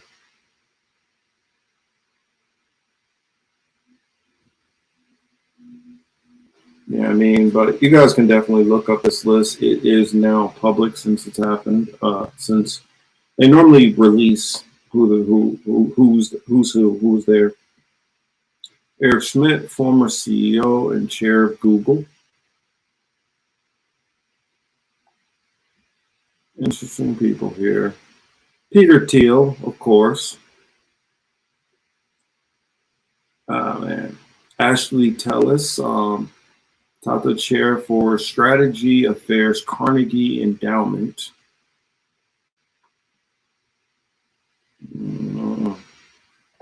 So, at least I didn't break it. Good. Didn't break my light. But what do you guys think of some of those names on this list who were there? What do you guys think? Where's Zelensky? He's everywhere. Yeah, he didn't make this list. Yeah, Stacey Abrams is moving up. They've already sent her for initiatives over into Africa trying to interfere into elections. So Stacey Abrams is definitely moving up. 2 out of 3 times fine I've been swapped. Only now started to say that. Demise. My manipulating people is real. Is real. I like that. We're doomed to our own fate. Stacey Abrams is always involved in those groups. Don't know, but that's probably why they want her elected so bad. I definitely agree. I think that they are trying to get her elected. Yeah, lots of professors, definitely lots of professors were always involved. So lots of professors. I guess that's an important thing to take away. These people are wicked, controlling, but do not doubt their intelligence. Yeah. Well, the thing about it is, if these people who they get who are on the collegiate level, think about it. When they need these experts to bring on the TV, these are the people who they're bringing on. These are the people who are telling them, yeah, this is one of my star pupils. You can bring them on to be your expert in whatever field. And so that's where a lot of these professors come into play, helping be gatekeepers for the information which they're putting out and the controlling of the narrative. You see, and thank you so much over there, Him Carr.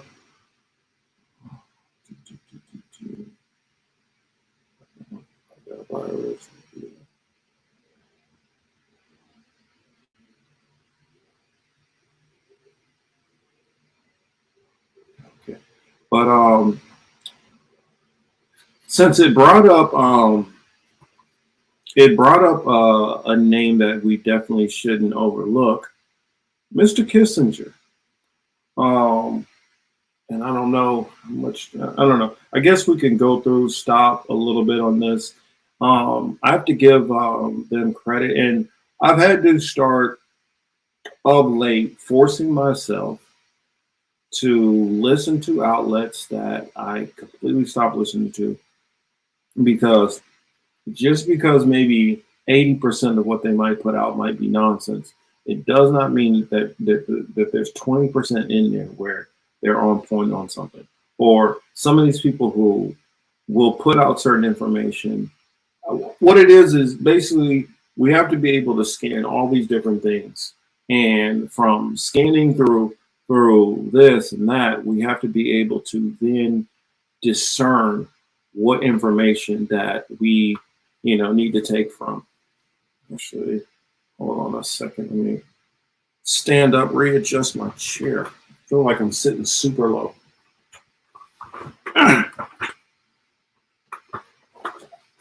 That's better. I see Choosy is in the building. What's up, Choosy?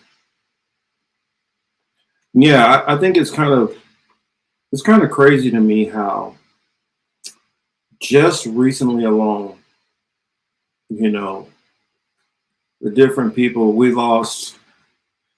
Tina Turner just passes away at 83. We just lose Jim Brown. What was it? Bobby Caldwell died not that long ago. And Harry Belafonte died not that long ago. And this evil bastard is still around kicking. I mean, what is it? I think, 3 heart transplants this guy's had? But yeah, let's pull up this video from Democracy Now! What did you say? Hey, what's up? I'm finally just getting in, and you're probably wrapping up. Pretty much having all day. Just gonna stop repeating myself. An agenda for TV. Yeah, just slow yourself down a little bit. Take a deep breath every now and then, Choosy. It's not always gonna flow smoothly, but all we can do is live day by day. What do you make of the new additions to the Ukrainian kill list? I smell Knights of Malta, theatrics, and happy people with duffel bags of cash. It's what I make of it is this is the stuff that they do. If they feel that a person is, they feel like the person's getting a little bit more influential. Apologies. If they're getting more influential than they want them to be, then they throw out things like this as a threat. And then if they touch on the wrong topics one too many times, then all of a sudden accidents are possible. That's what I would say. So let me put this Democracy Now! Clip up. I guess I'll let it start from the top, and then we can skip around in here. Oh, dang it, I thought I already had it up. There we go. National Security. Back it up. Security Advisor and Secretary of State in the Nixon and Ford administrations. Today, we look at Kissinger's ongoing influence on the national security state as the United States engages in declared and undeclared wars around the world. Human rights advocates consider Kissinger a war criminal who has escaped accountability. We begin with a damning new investigation by The Intercept on the secret U.S. bombing of Cambodia that killed as many as 150,000 civilians that Kissinger authorized during the U.S. war in Vietnam. Reporter Nick Turse has revealed unreported mass killings after examining formerly classified U.S. military documents and traveling to 12 remote Cambodian villages to interview more than 75 witnesses and survivors of the U.S. attacks. With this new piece, Nick Turse also publishes transcripts of Kissinger's phone calls that show his key role in Cambodia and CIA records connecting Kissinger's actions to the growth of Cambodia's Khmer Rouge, the regime that massacred 2 million people from 1975 to 1979. Nick Turse is a contributing writer for The Intercept. His books include Kill Anything That Moves, The Real American War in Vietnam. His new story is headlined Blood on His Hands. Survivors of Kissinger's secret war in Cambodia reveal unreported mass killings. Nick Turse, welcome back to Democracy Now! Why don't you lay out the scope of your investigation and its most stunning conclusions, what you were most shocked by in this extensive report? Thank you so much for having me on. Now, I know a lot of this stuff. I've been over it, but I wanted to share this clip because, I mean, he goes in depth and did some interviews, amazing interviews that I think he needs to be applauded for the work he did here. I won't show those. I probably won't show this whole interview, but I definitely recommend that you guys take the time to go and see this whole interview because he releases some new information that he did as far as interviews with people throughout different villages in Cambodia. And yes, Choosy, she was a Buddhist.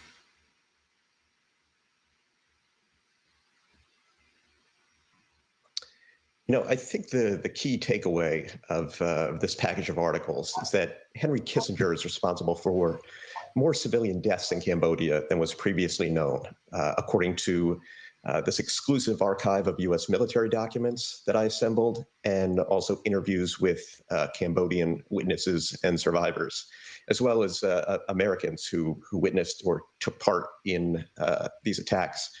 The archive offers previously unpublished, unreported, and also underappreciated evidence of hundreds of civilian casualties that were kept secret during the U.S. war in Cambodia, most of them from 1969 to 1973, the years that Henry Kissinger presided over it. And these remain almost entirely unknown to the American people today.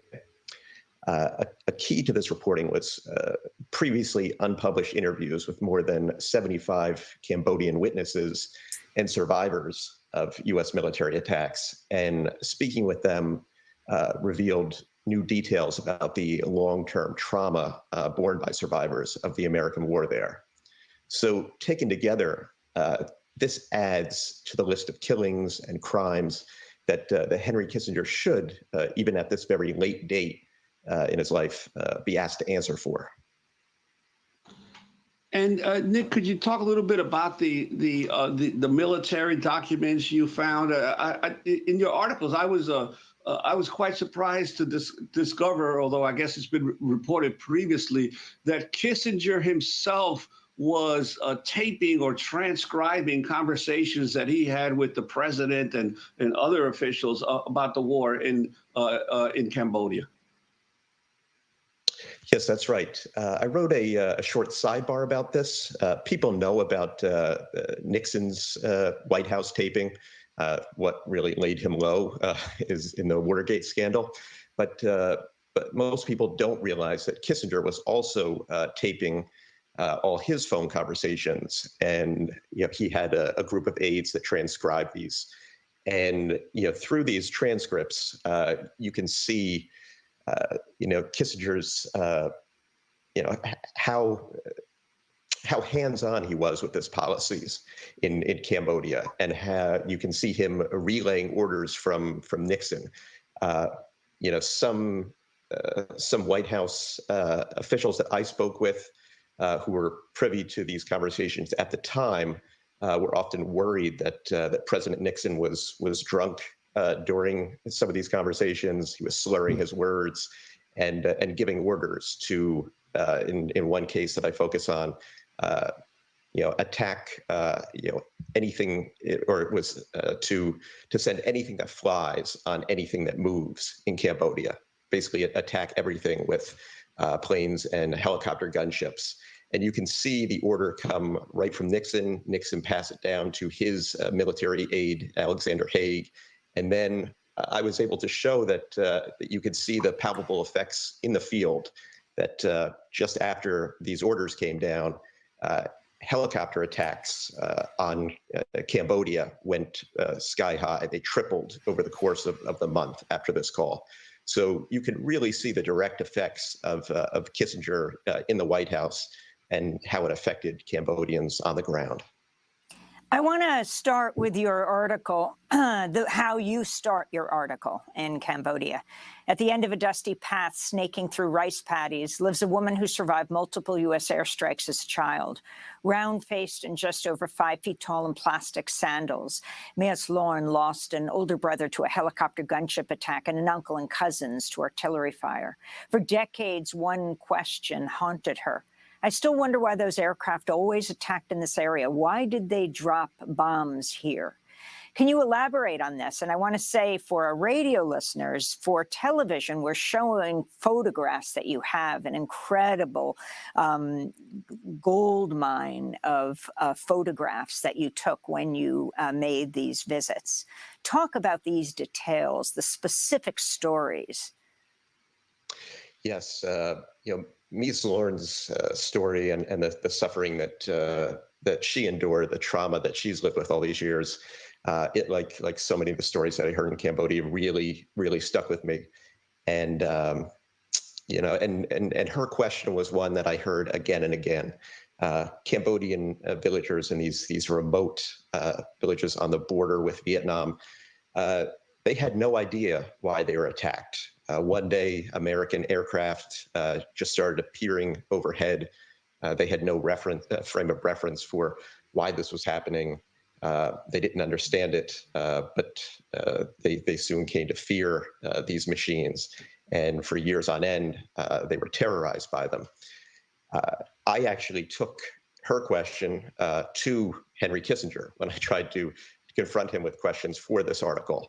And I asked him to answer the question that she had asked me: why did they attack here? And Kissinger responded with sarcasm, anger, and stomped off. He was able to beat an easy retreat and save himself from this questioning. But Cambodians like Mies Lorne didn't have any sort of easy means of escape. There was another village that I visited, and I have some photographs from that as well. These were taken by my wife, Tam Terse, reported this along with me. And there was a village that was mentioned in U.S. documents. They mentioned an attack on May 1st, 1970. Helicopters circled a Cambodian village. The Americans had a phonetic spelling of it called Meroan. But there was no village in Cambodia called Meroan. It's not a Cambodian name, but there was one called Meron on the border. And we set about trying to find it. We got close and we spent 2 days driving around local roads asking for directions. We finally turned off the highway onto a red dirt track that cut through some lush farmland. It then ended with a footpath, and it took us into this village. I quickly found the village chief, and I read him the excerpt from the documents that during this attack, 12 villagers were killed, 5 were wounded. This is from US records. And after the assault, survivors fled their village, and they went to another one called Kontut. So when I asked him about this particular attack, it was like many Cambodian villages that I visited, he was baffled by it. They'd endured so many airstrikes over the years, he couldn't remember one single strike. But when he thought about the date, he told me, that's right. He gestured toward an area at the edge of the village and said, they attacked intensely at that time, and then everyone here fled for Kontut. So I knew that we had the right place.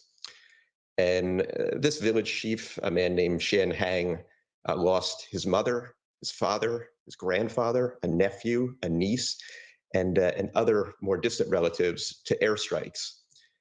He and several other survivors told me about relentless attacks. And as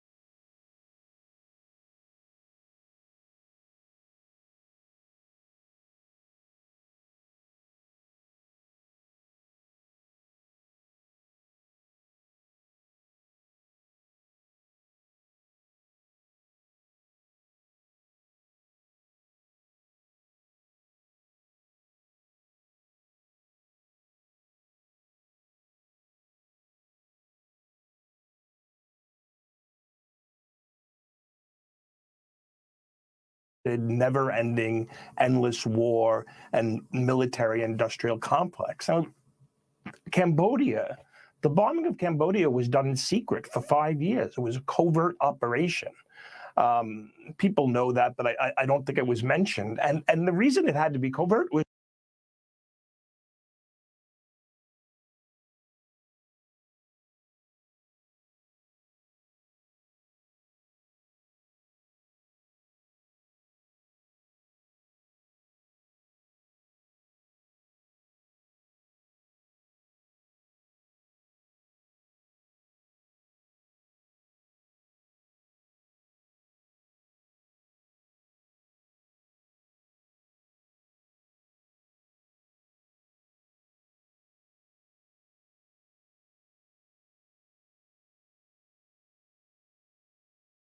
Oh, sorry. Thank you for letting me know I was muted. And I wanted to stop it there because I want people to realize, like, this isn't like this isn't like, oh well, this is trying to put something on the Nixon administration, and they talked about Trump there.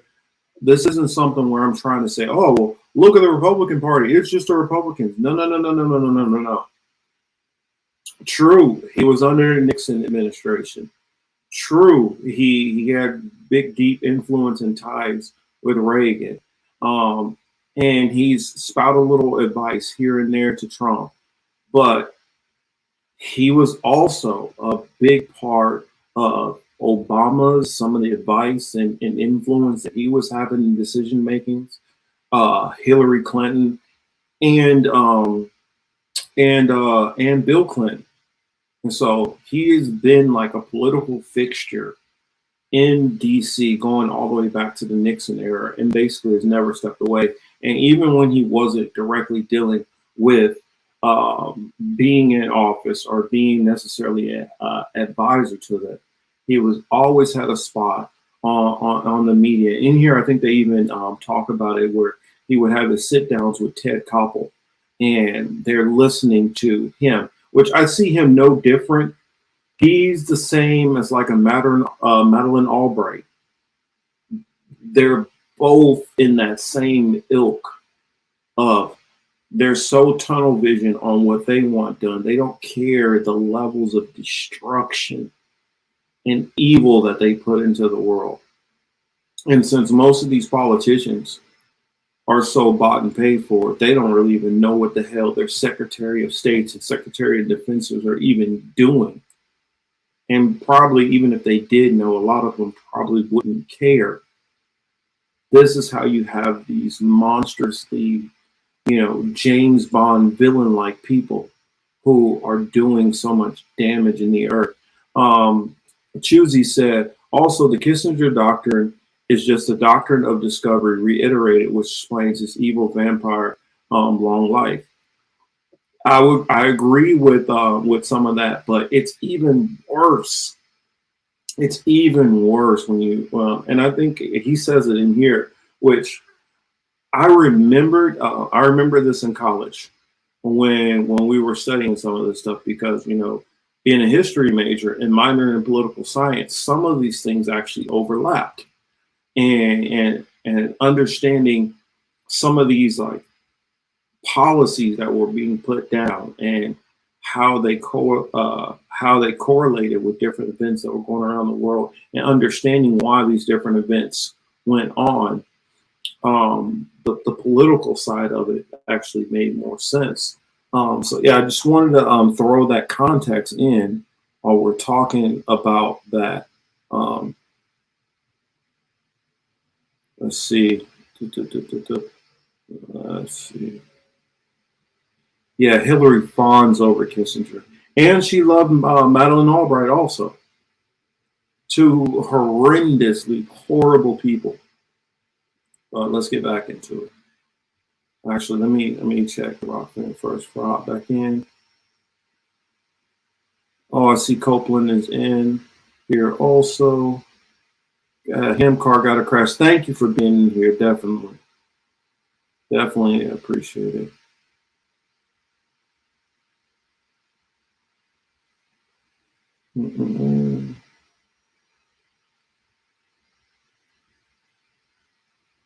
Okay. Yeah, we can hop back into the clip. Yeah, Kissinger is doctrine of discovery, Monroe doctrine, and manifest destiny all in one. The craziest part to me about Cambodia is there was no actual. It didn't have to happen. It really didn't have to happen, and there's no actual real accounts to exactly why it was ever really done. It was kind of like, well, I'm going to attack Cambodia to scare the Vietnamese in negotiations. I'm like, what? That doesn't even make sense. But even according to the Kissinger Library? I mean, he basically gives like a very weak explanation like that. So let me just bomb all these innocent people over here so that I can get the Vietnamese to acquiesce to us. Because it was illegal. It was illegal to bomb. We weren't at war with Cambodia. It wasn't a country that the United States had declared war on or was at war with, and the reasons why the excuses that Kissinger has given for a 5-year-long bombing campaign that caused enormous damage, including bringing to power the most eliminationist, extremist cadre within the Khmer Rouge and leading to the genocide, was that it was to eliminate safe havens. It was an act of self-defense. This is now taken as a common practice. This is basically fundamentally what the entire U.S. war on terror is authorized to do. All right, so let's skip ahead a little bit more.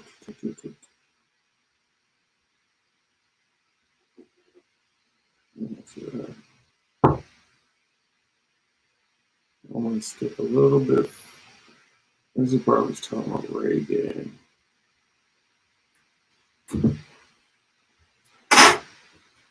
Hold on a second.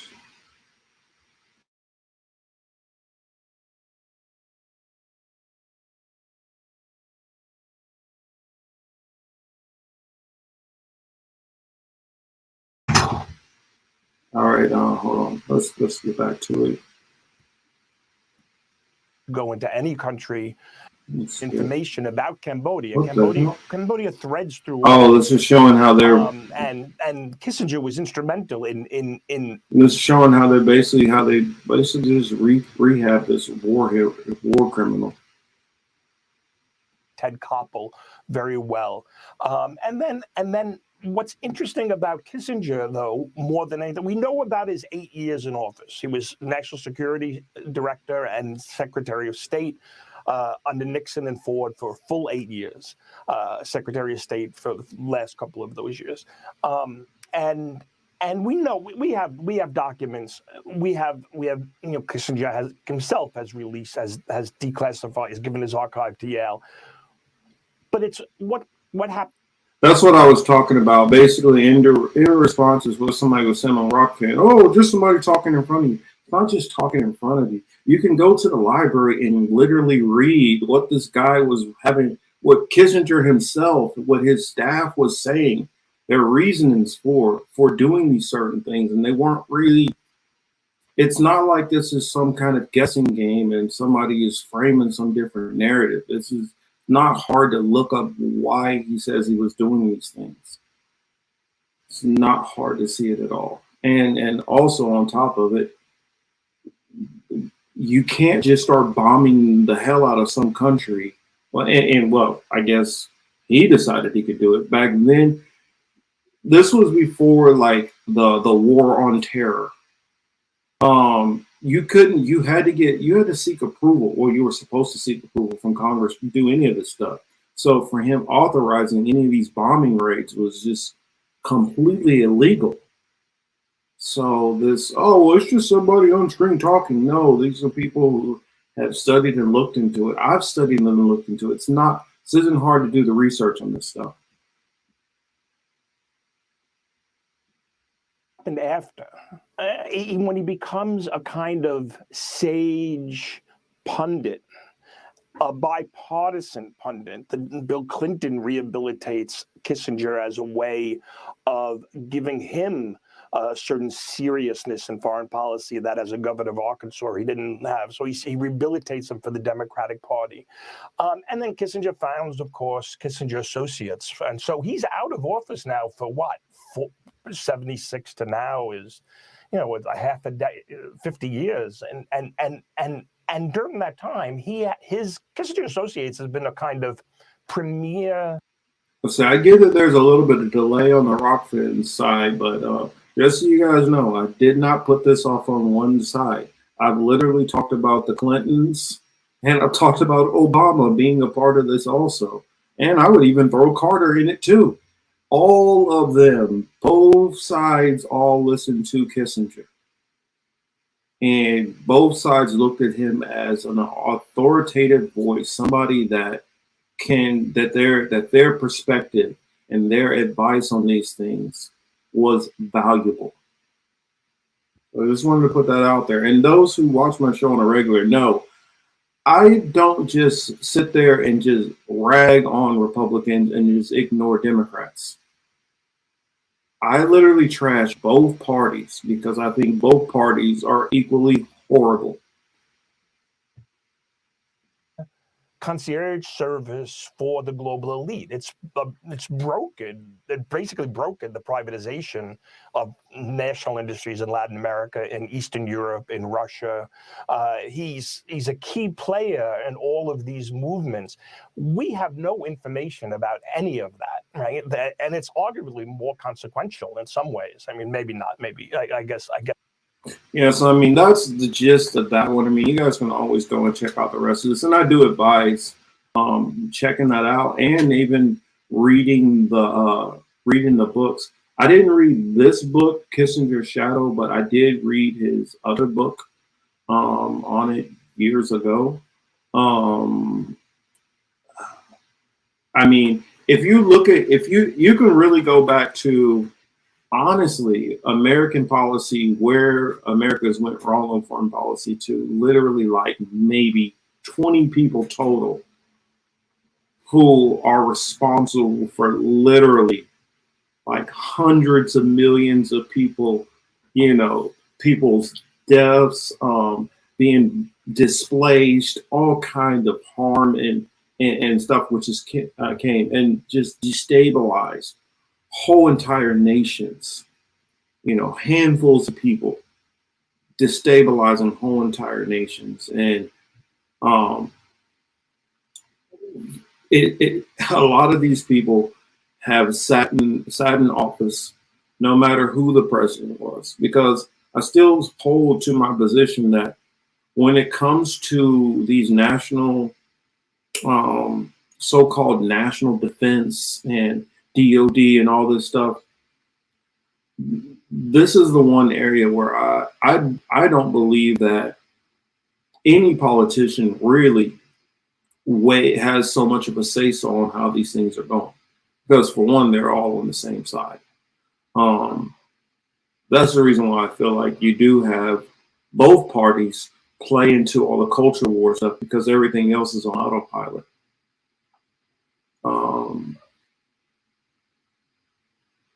But if some people out there want to believe that no, it's just Democrats, they're evil, and it's the conservatives who are trying to save everything, sure, knock yourselves out if that's what you believe. But I've done just too much research to see the corruption from both parties and the propaganda that's put out from both parties to disinforming the masses.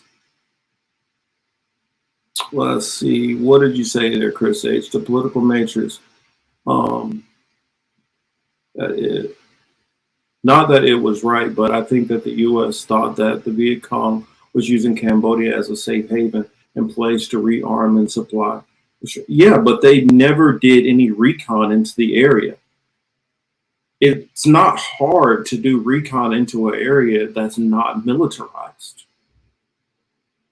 They were all over the area around there. They were all over Vietnam. They had no problem going into Korea. We had no problem going into Iran. We had no problem going into all these different areas. But just on the probability of what might be happening, that was enough for him to say, well, we'll just fucking bomb the shit out of them. And, well, if we kill a bunch of them, oh, well, rather be safe than sorry. Let's just destroy a whole nation and kill millions of people. Or in their case, they didn't actually kill the millions of people. They killed hundreds of thousands, which led to a dictator which came in who killed millions of people, making it still their fault for what happened.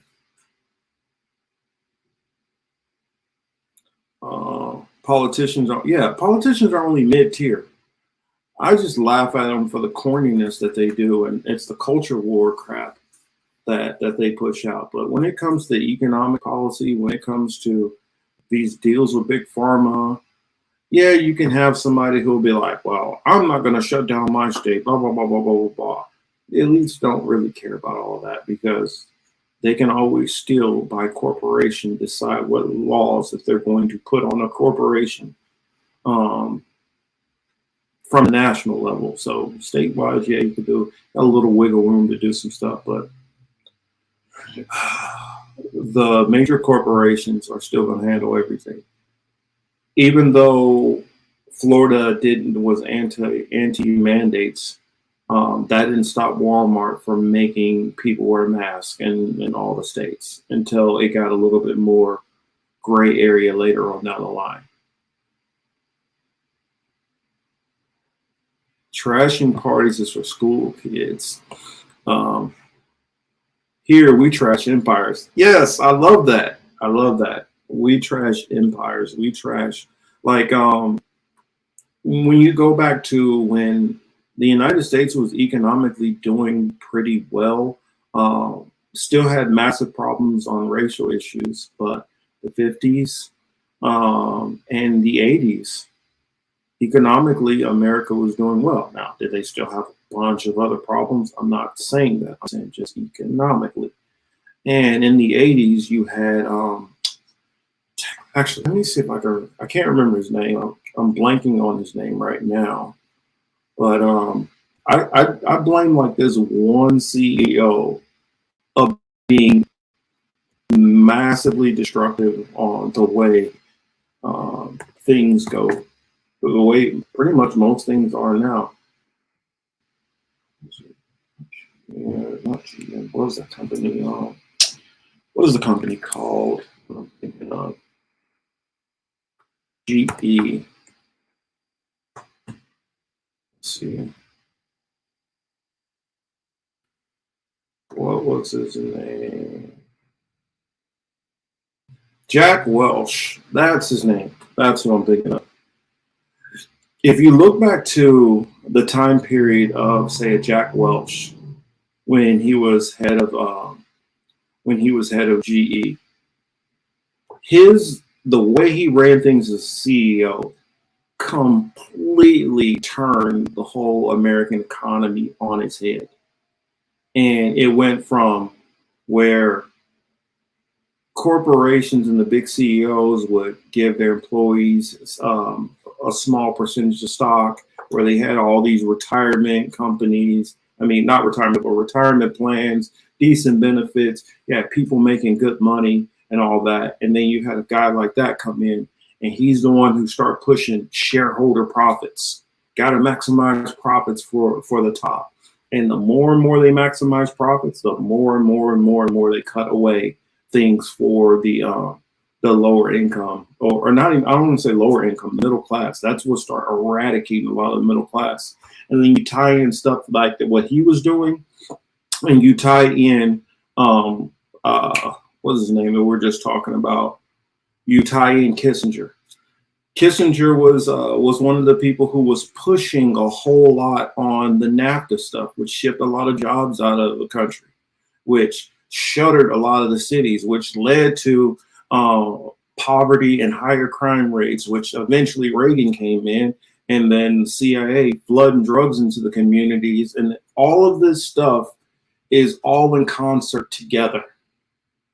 Both parties just doing a lot of damage. It's not even necessarily the parties, because they're a uniparty. The only thing that separates them is cultural issues. They'll play the fight in front of the cameras, but when it comes down to it, they're all on the same team. And George Carlin said it best. It's a big old club and you ain't in it. Chris A says, the U.S. Legal system seems to work because in Canada, the law failed people in the fight against mandates. The court in the U.S. worked for those who could fight. Yes and no. It all depended on where you lived.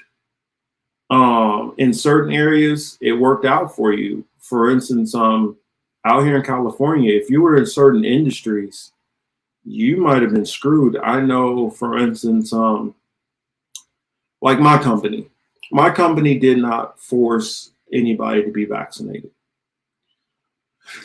But because of the state law, you still had to go and do like the testing every week out of pocket.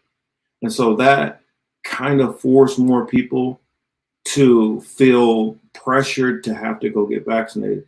Also, for instance, some of the techs for our job, if they're going to do work on another company, because my company does service on major companies. If that company, for instance, decides that they only want vaccinated people there, for instance, they did some contracts with the military, like for instance, 29 Palms. If 29 Palms decides that they don't want anybody who's not vaccinated, then and some of the hospitals we deal with, they don't want people who are unvaccinated, then that starts putting pressure on those people to have to get vaccinated, because, and that's what happened. A lot of them were like, man, I'm not getting vaccinated. Nope, that's not going to happen. But a certain percentage kind of had to bite the bullet so that we were able to keep up working, because some of these companies were like, no, you want to do business with us? Your guys coming into our facilities need to be vaccinated. I don't know how I got off on the vaccine thing, but yeah, that was it. A lot of people don't consider that Black America in the inner cities got deindustrialized before anyone else. Yeah, well, and then when you factor in, well, this is one thing which, this is my issue, which I have, where when I deal with a lot of conservatives, I just like, you know what, that's how you feel, cool. We're just not going to talk about this, or I'm not going to talk to you, because a lot of conservatives don't understand that history that was going on.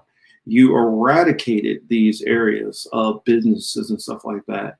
And then when people start, especially Black people, start trying to move out of these areas as the jobs start going away, what happened? No, you had redlining and stuff like that, which kept them from moving out into these suburban areas, so that they could be closer to other jobs. So now they're driving back and forth. I mean, some of them are dealing with crime-ridden areas, and not able to move out of these areas. There's not jobs in those areas. And so what happened? You had what was called white flight. Since you already had the huge wealth gap that literally traces all the way back to slavery, and then after slavery, some of the Jim Crow laws, and then the destroying of so many different Black towns, and not having the land, which that's how most people accrue wealth, from land and land being passed down. It put one community at a huge disadvantage. And as it did that, when a lot of these people who were living in these city areas decided they were going to flee to the suburbs, property values drop off a cliff. And then what do you see in the public works and infrastructure? Even though everybody in the city is paying taxes, they're not repairing the stuff in these inner city areas and just letting them go to crap. And then you have conservatives 30, 40 years later, like, look at how they let their communities get, without focusing on any of the context that's happened over that good 40-year period, 40 to 50-year period sometimes. So it's like, yeah, Chris, I feel what you're talking about. There's so much context which is just ignored, and it's just put on. Yeah, just obviously, just Black people just have something wrong with them. That's why everything's the way it is. Hey, what's up, A. Ross? See you in here. Copeland over on Rockfin says September 11, 1973 brought the overwhelming evil in Santiago, Chile. President Salvador Allende was killed in the coup set in motion by Nixon and Kissinger.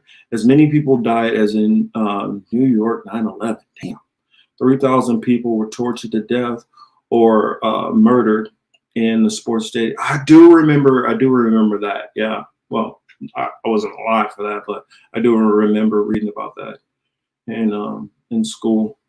Kissinger also supported the psychopathic Pol Pot in Cambodia as the genocide there unfolded. Yep, that is so true. Denver says, I found what looks like CBDC by another name, a system redundancy part of decent work. Here, let me click on that and save that to read for later. Thank you so much, Denver, and I will check this out. Oh, wait a minute, back to the rock fin. Oh, what the hell did I do? Cancel Rockfin.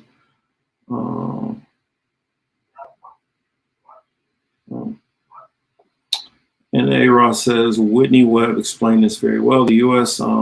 security state plus few families who own banks, BlackRock and Vanguard, plus organized crime equal deep state, plus war, trafficking, pharma, drug, prison profiteers, etc. Yeah, a lot of people don't factor in. It's really only a handful of people who have done so much damage in all of this. And and it's funny when people push back a lot about like reparations, not realizing these families who profited massively off of, you know, the transatlantic slave trade eventually opened up banks, and then that molded into owning this company and that corporation and this, and they're the ones who got massively wealthy by keeping everybody else down. And if they ever and I would say, I'm not saying that it should be, oh well, let's just take it out of the, let's just take it out of taxes. It would need to be targeted, I feel like. And it's not hard. It really is not hard to find out who were the major plantation owners and how they built up their wealth. I mean, for instance, Bank of America, Chase Bank, a lot of these banks started off of the backs of slavery. And so if it was keyed in that way and people went after them, then it could be paid out in an equitable manner. Or somebody brought up a good way reparations could be done. And I think I would probably agree with this. How about just for a certain amount of time, people who are descendants of it just don't pay taxes. Therefore, you don't have to worry about anything coming out of your pocket, because you already know that a good chunk of those people are going to be putting it back into the economy anyway. So I don't know. I'm not trying to get off to that topic tonight. And a much appreciated thank you from Pacheco Rome says, great stream tonight, Marcus. I appreciate it. I'm trying to do my best while my brother Cy Lawson is away. Hopefully I'm keeping everything, all my topics together and succinct. I feel like weirdly they all kind of lined up in the right order and kind of dovetail off of each other. So yeah, I think it's good. So Boston pulled it out. Man, damn it. The last thing I want to hear is Boston doing well.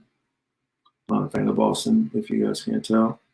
I don't know. Maybe it's just something about that whole New England area that I will always put, you know, bad taste in the mouth. Says, I think I got out of sync. I paused it. Well, it's all right. I'm probably getting ready to wrap in a minute. Steven says, in New Zealand, doctors and nurses lost their jobs during C-19 that didn't get vaxxed after COVID mandates. They got their jobs back. And that's the thing. They got their jobs back. I wonder if it's all of them, because I know even some people here stateside didn't get their jobs necessarily back. I did hear something about a lawsuit in New York where some of these people were going to have to get, were going to be able to get their jobs back and a form of retroactive pay because of those mandates. And especially when you start having more of the more recent data that's come out that has been contradictory to a lot of things that people were saying. And I think it harmed these states because they put out such a unanimous message. And even if you say the CDC reported this way, and the WHO said it this way, and this state's whatever health advisor said it this way. The problem is, even within those, there were discrepancies from the way that they were reported and the way politicians were saying things. And so, and then you got, there's so many other areas where they left so many holes. And so it opened it up for many people to be able to hit them with different lawsuits on different things as more information comes out. So I'm glad to see that turnabout happened for some people, but you got some people out here in California where they're in the very same situation and they did not get their jobs back. and I'm pretty sure other areas. There's a lot of college students who were booted out of college because they didn't want to get vaccinated, and that affected them. You know, especially in some of these more Ivy League schools. Now, I don't know how that worked as far as switching over to online because when I was in college, I did like if I had lab stuff, the lab stuff I would have to do there on campus, and when I did like my in the classroom stuff, I did have to be there, you know, as a student teacher in classes. Now, granted, I was able to do most of my classroom work with adult students, which helps out quite a bit, and I was doing it at on the collegiate level, mostly with adults who didn't finish their diplomas. It's kind of funny because the teacher that I was working with, she was trying her best to get me to take her to replace her and take her job, but no, I didn't do it. Says Marcus, I'm trapped at Disney. Better be careful. Yeah, be careful out there. I don't know. Orlando's all right, but I would. Mm-mm. And you're there at the wrong time of the year. I would hate to be around Disney in May, June, July. Nah, keep me out of those spots. I was one of those type of people who I'll go to Disney in like November, when most of the tourists are gone, and you only have most of the Floridians or people from Georgia or maybe Alabama who come down there who have season passes. I mean, for anything you want to do, the lines are not as long. It's much better. I hate when it's packed. Christmas is packed. And on top of that, it's hot as hell out there. And so you're standing in super long lines and the sun is just beating down on you. No escape. And then you factor in the sun and the humidity. Yeah.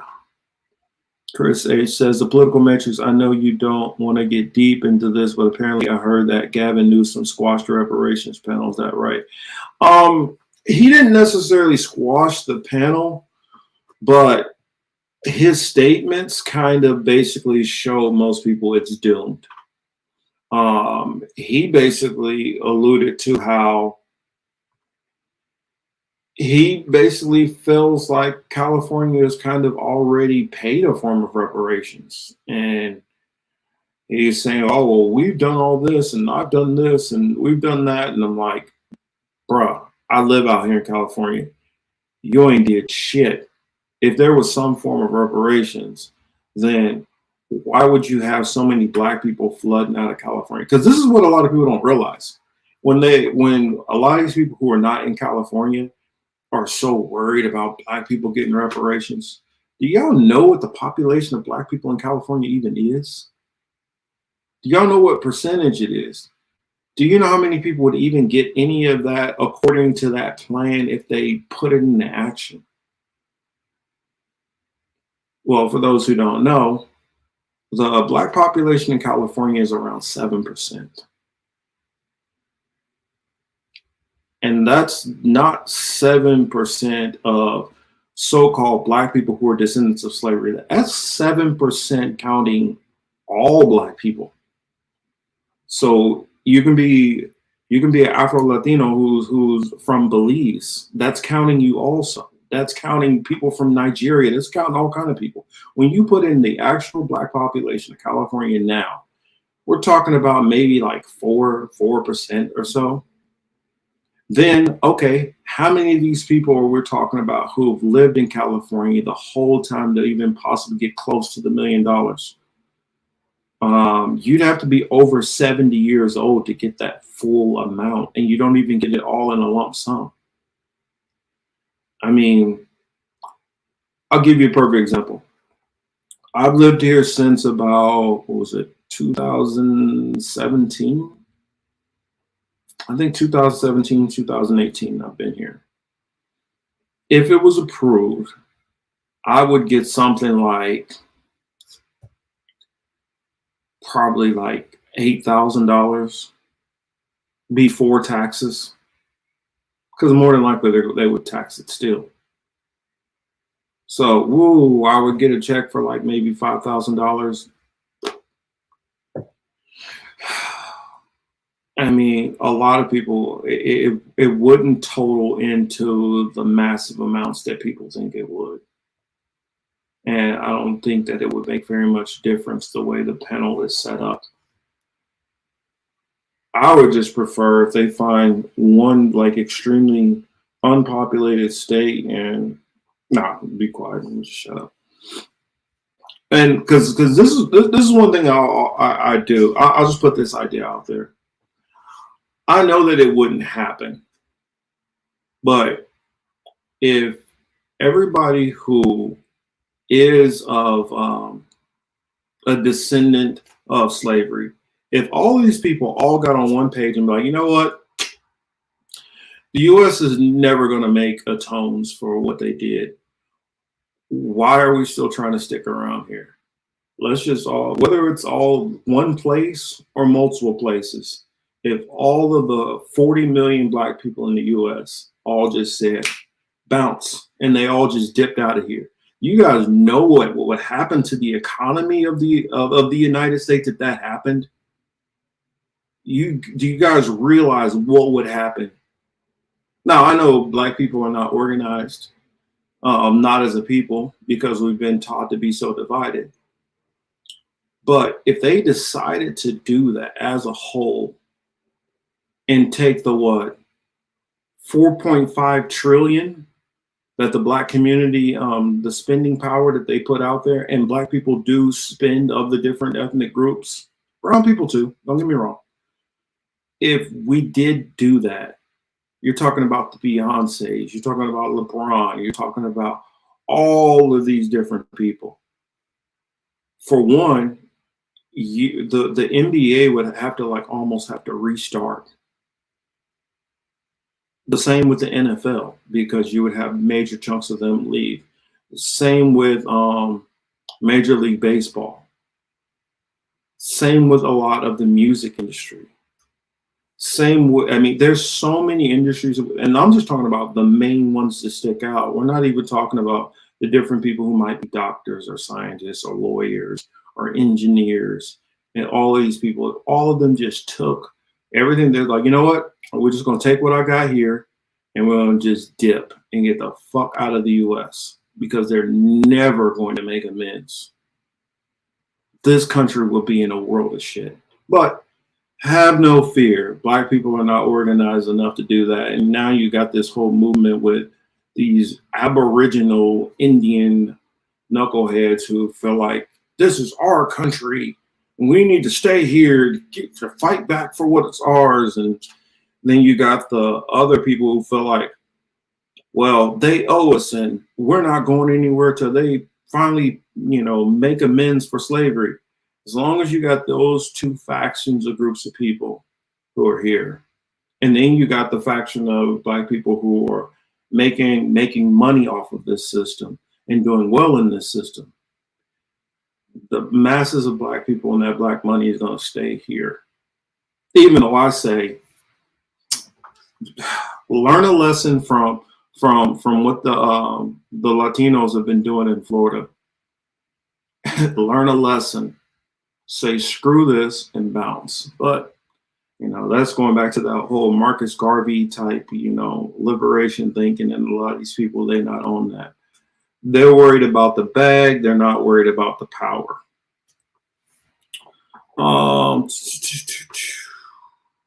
Today was hot, but basketball indoors. Oh, that's always great when you play indoors. Thomas said, Marcus, how do you feel about 1,000 monthly UBI and land purchase programs as reparations? I would think that would definitely help and go a long way towards some of the animosity that the black community has. Because this is one thing which I hear from conservatives all the time. Oh, when you guys bring up reparations, you're just dividing us. No, we are divided.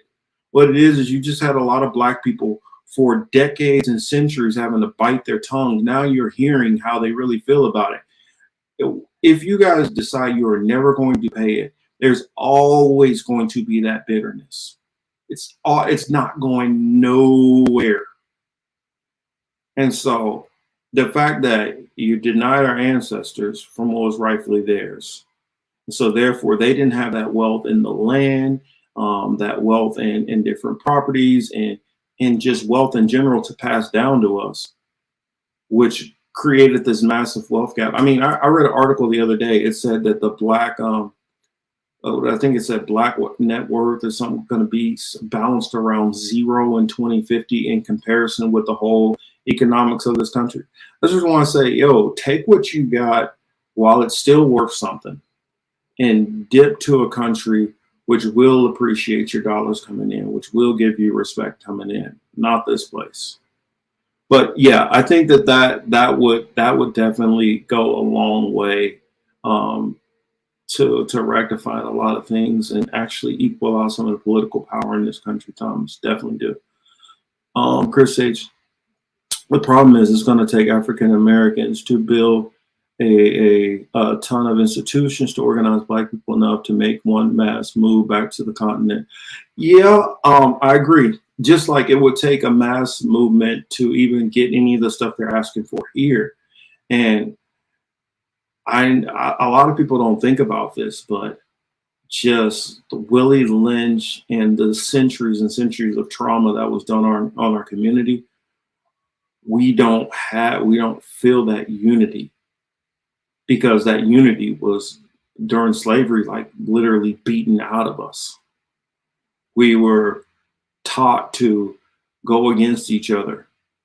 I mean, you look at the Willie Lynch, how they put male against a female, tall against the short, light against the dark, ones in the field against the ones in the house. And they literally had us ratting and snitching on each other. They literally made some slaves actually whip the other slaves. And so there's so much trauma and psychological stuff that has went down through the centuries that has completely fragmented us as a community, that it started rebuilding during Reconstruction. It started in for a little bit in the 20s and 30s as we started trying to rebuild communities. But as those communities were completely just destroyed and ravaged, and land was stolen and never returned, and that was allowed to happen, in state after state after state, until the people who had nothing, who actually built up stuff, all of that was basically yanked back away. The only thing that even helped to start renewing that and getting us back onto some kind of decent track was the GI Bill, which we didn't even fully get included into. And well, not the GI Bill. The GI Bill helped a long way, but the New Deal, which we didn't get all the way included. And those were the things which helped start digging us out of the hole, and some of the work, the Peace Corps and work programs that were instituted. But there's no energy out of Democrats to really push and fight for any of that. And it's complete, absolute hell no from anybody on the right to do any of that stuff. So I'm looking at it like, Black people,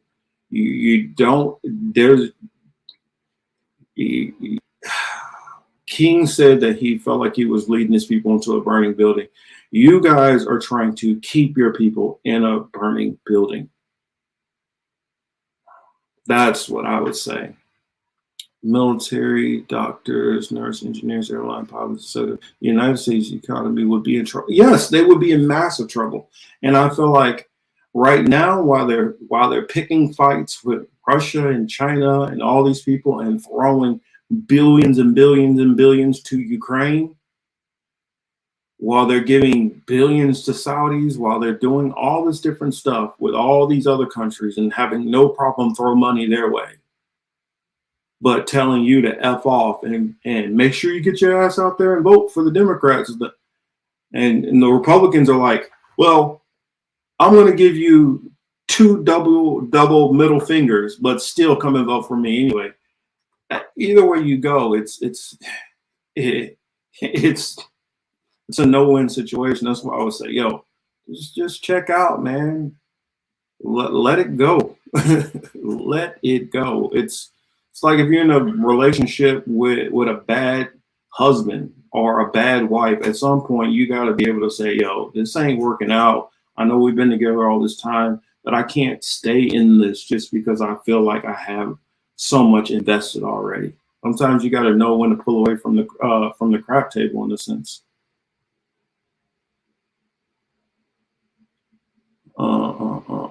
What is JH talking about? Says, been seeing ads for what you brought to our attention on CNN. Not a good thing. Replying to Denver. What did I miss over here?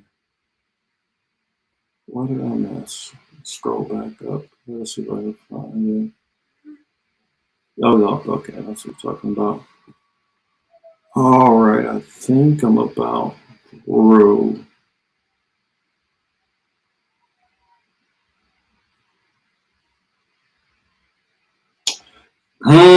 Denver says, I wonder if you'd have to take the jab to get the check.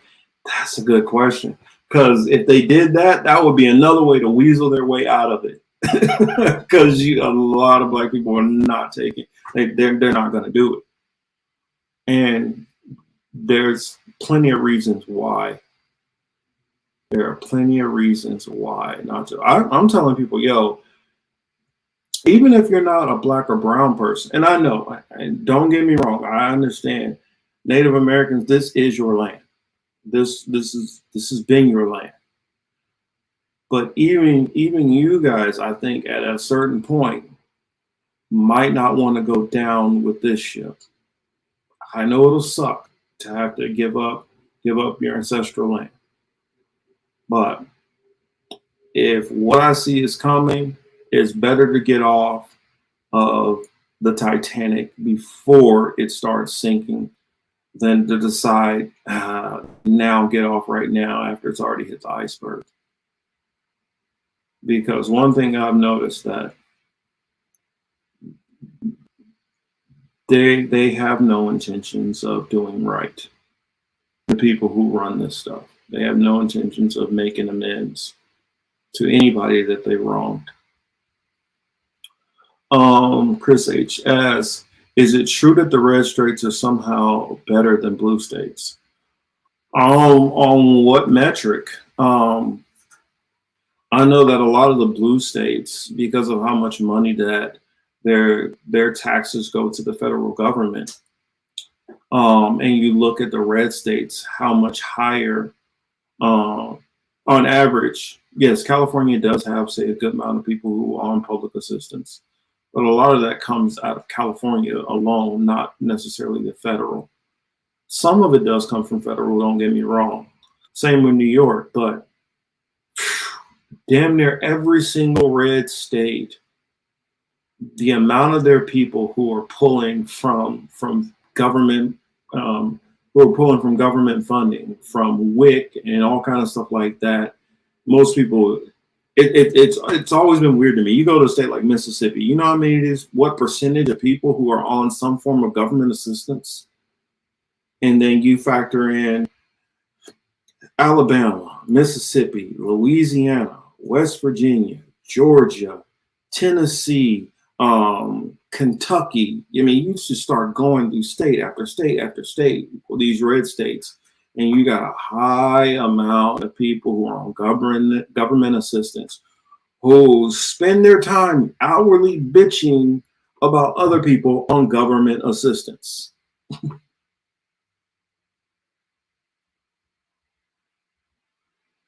Well, blue states are mostly a mess going back to NAFTA. That would be under Bill Clinton. When you hollowed out these communities, you got rid of the major blue collar jobs, which people can come straight out of high school and make good money on. You made those jobs far and few between. So what does that leave people to do?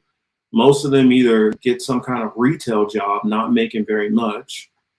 And then the people who don't feel that suffices, they end up getting into some kind of criminal enterprise. And who funded? Because A lot of times we'll talk about Iran-Contra and we'll talk about the CIA when they pump drugs into the community. But what a lot of people don't factor in is the Democrats. There were plenty of Democrats who were on the what is it called? The Security Select Committee, who people like Joe Biden. Joe Biden, back when he was a senator, was on board with all of this stuff that Reagan was doing.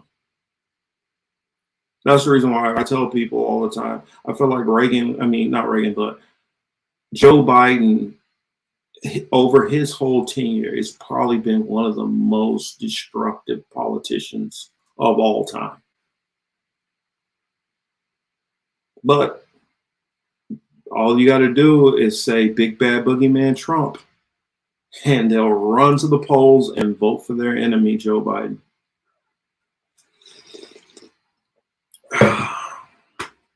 I'm not saying that Trump is good. I'm not saying that at all. I'm not saying I like Trump.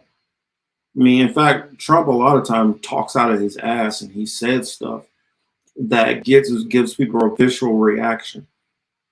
But a lot of times courts end up finding that what he's saying is unconstitutional, or he says stuff but has no plan to actually put into any of this stuff into action. So it's just a lot of times all talk. And if you can get past the annoying talk that he does and realize nothing he's saying is actually going to manifest into actually anything for real, then you'll be fine. But the problem is people can't get past that. Thomas says, red states in the farming heartland have the highest rate of welfare programs. They get tens of billions in farming and ranching subsidies. Exactly. That's what I'm talking about. People don't realize that these conservatives are getting so much money in subsidies, while at the same time bitching about communism and Marxism and socialism and government programs. The same one who will be getting money for his farm and seeds and all of this different stuff, who's probably himself probably getting tens of thousands, is bitching about this person getting a $300 or $400 check. That's what we're dealing with in the hypocrisy of America. But people don't see it that way. All right, I think I responded to most of the comments. Lowest amount of debt held by individual citizens. Tennessee has the lowest in debt population in the country. That's possible. See, Marcus, Copeland Morris says, Marcus, you're right about Biden. He has been a destructive politician for a lot of years. Over 50 years, he's been destructive. Denver says, orange man bad, orange man make me frown all the time, Joe Biden good, even though his nickname is Jim Crow Joe. Orange man bad and make me frown, Joe Biden good, make me frown and smile. That's the loyalist logic. Yeah, that's the reason why we can't get anywhere. Most of these people pick a side and ignore everything their side does because they believe the other side is so worse. And both of this red-blue division is the same crap, no different than the Crips and Bloods. When you're a Crip, you only see the stuff your people are doing good and you feel like you're attacked, so you had to retaliate. And the same thing for the Bloods. What none of y'all pay attention to is, well, but you did this and you didn't really have to do that. Well, but you did that and you didn't really have to do that. And so it's no accountability for the negatives that each side is doing, only finger pointing for the negatives that each side are doing. And therefore, since we have a populace who, like I talked about earlier, the woman who, I want to get the Marxism, communism stuff out of school. If you don't understand what any of this stuff is, and you don't teach what politics is, and you don't properly teach history, then you're doomed to repeat it. All right. I guess I can close on that note. This has been the Political Matrix. I, of course, am your host, Marcus Young Morpheus Cage, and we will have our brother Cy Lawson back next week. If you guys are not following me on TikTok yet, please come over. I think I just passed 100, but I know I can get some of you guys to come on over there if you guys are on TikTok to help increase my numbers. Also, I need some backing sometimes when I get the trolls in there who want to say silliness. You guys come in there, help push back. And I will have and the thing about TikTok is there is stuff that I put on TikTok that is not on the political matrix. So make sure you guys are coming over and checking it out. Thank you so much. Much love to all of you. Yes, I'm gonna read this one last comment. I'll read these last two from Chris H and from Cy Laws. It says, "One love at the political matrix. Let's have hope for a better tomorrow. Peace." Thank you, brother. Thank you. Thank you. All right. Y'all have a great one. We'll see you guys later. And Pacheco, thank you too, brother.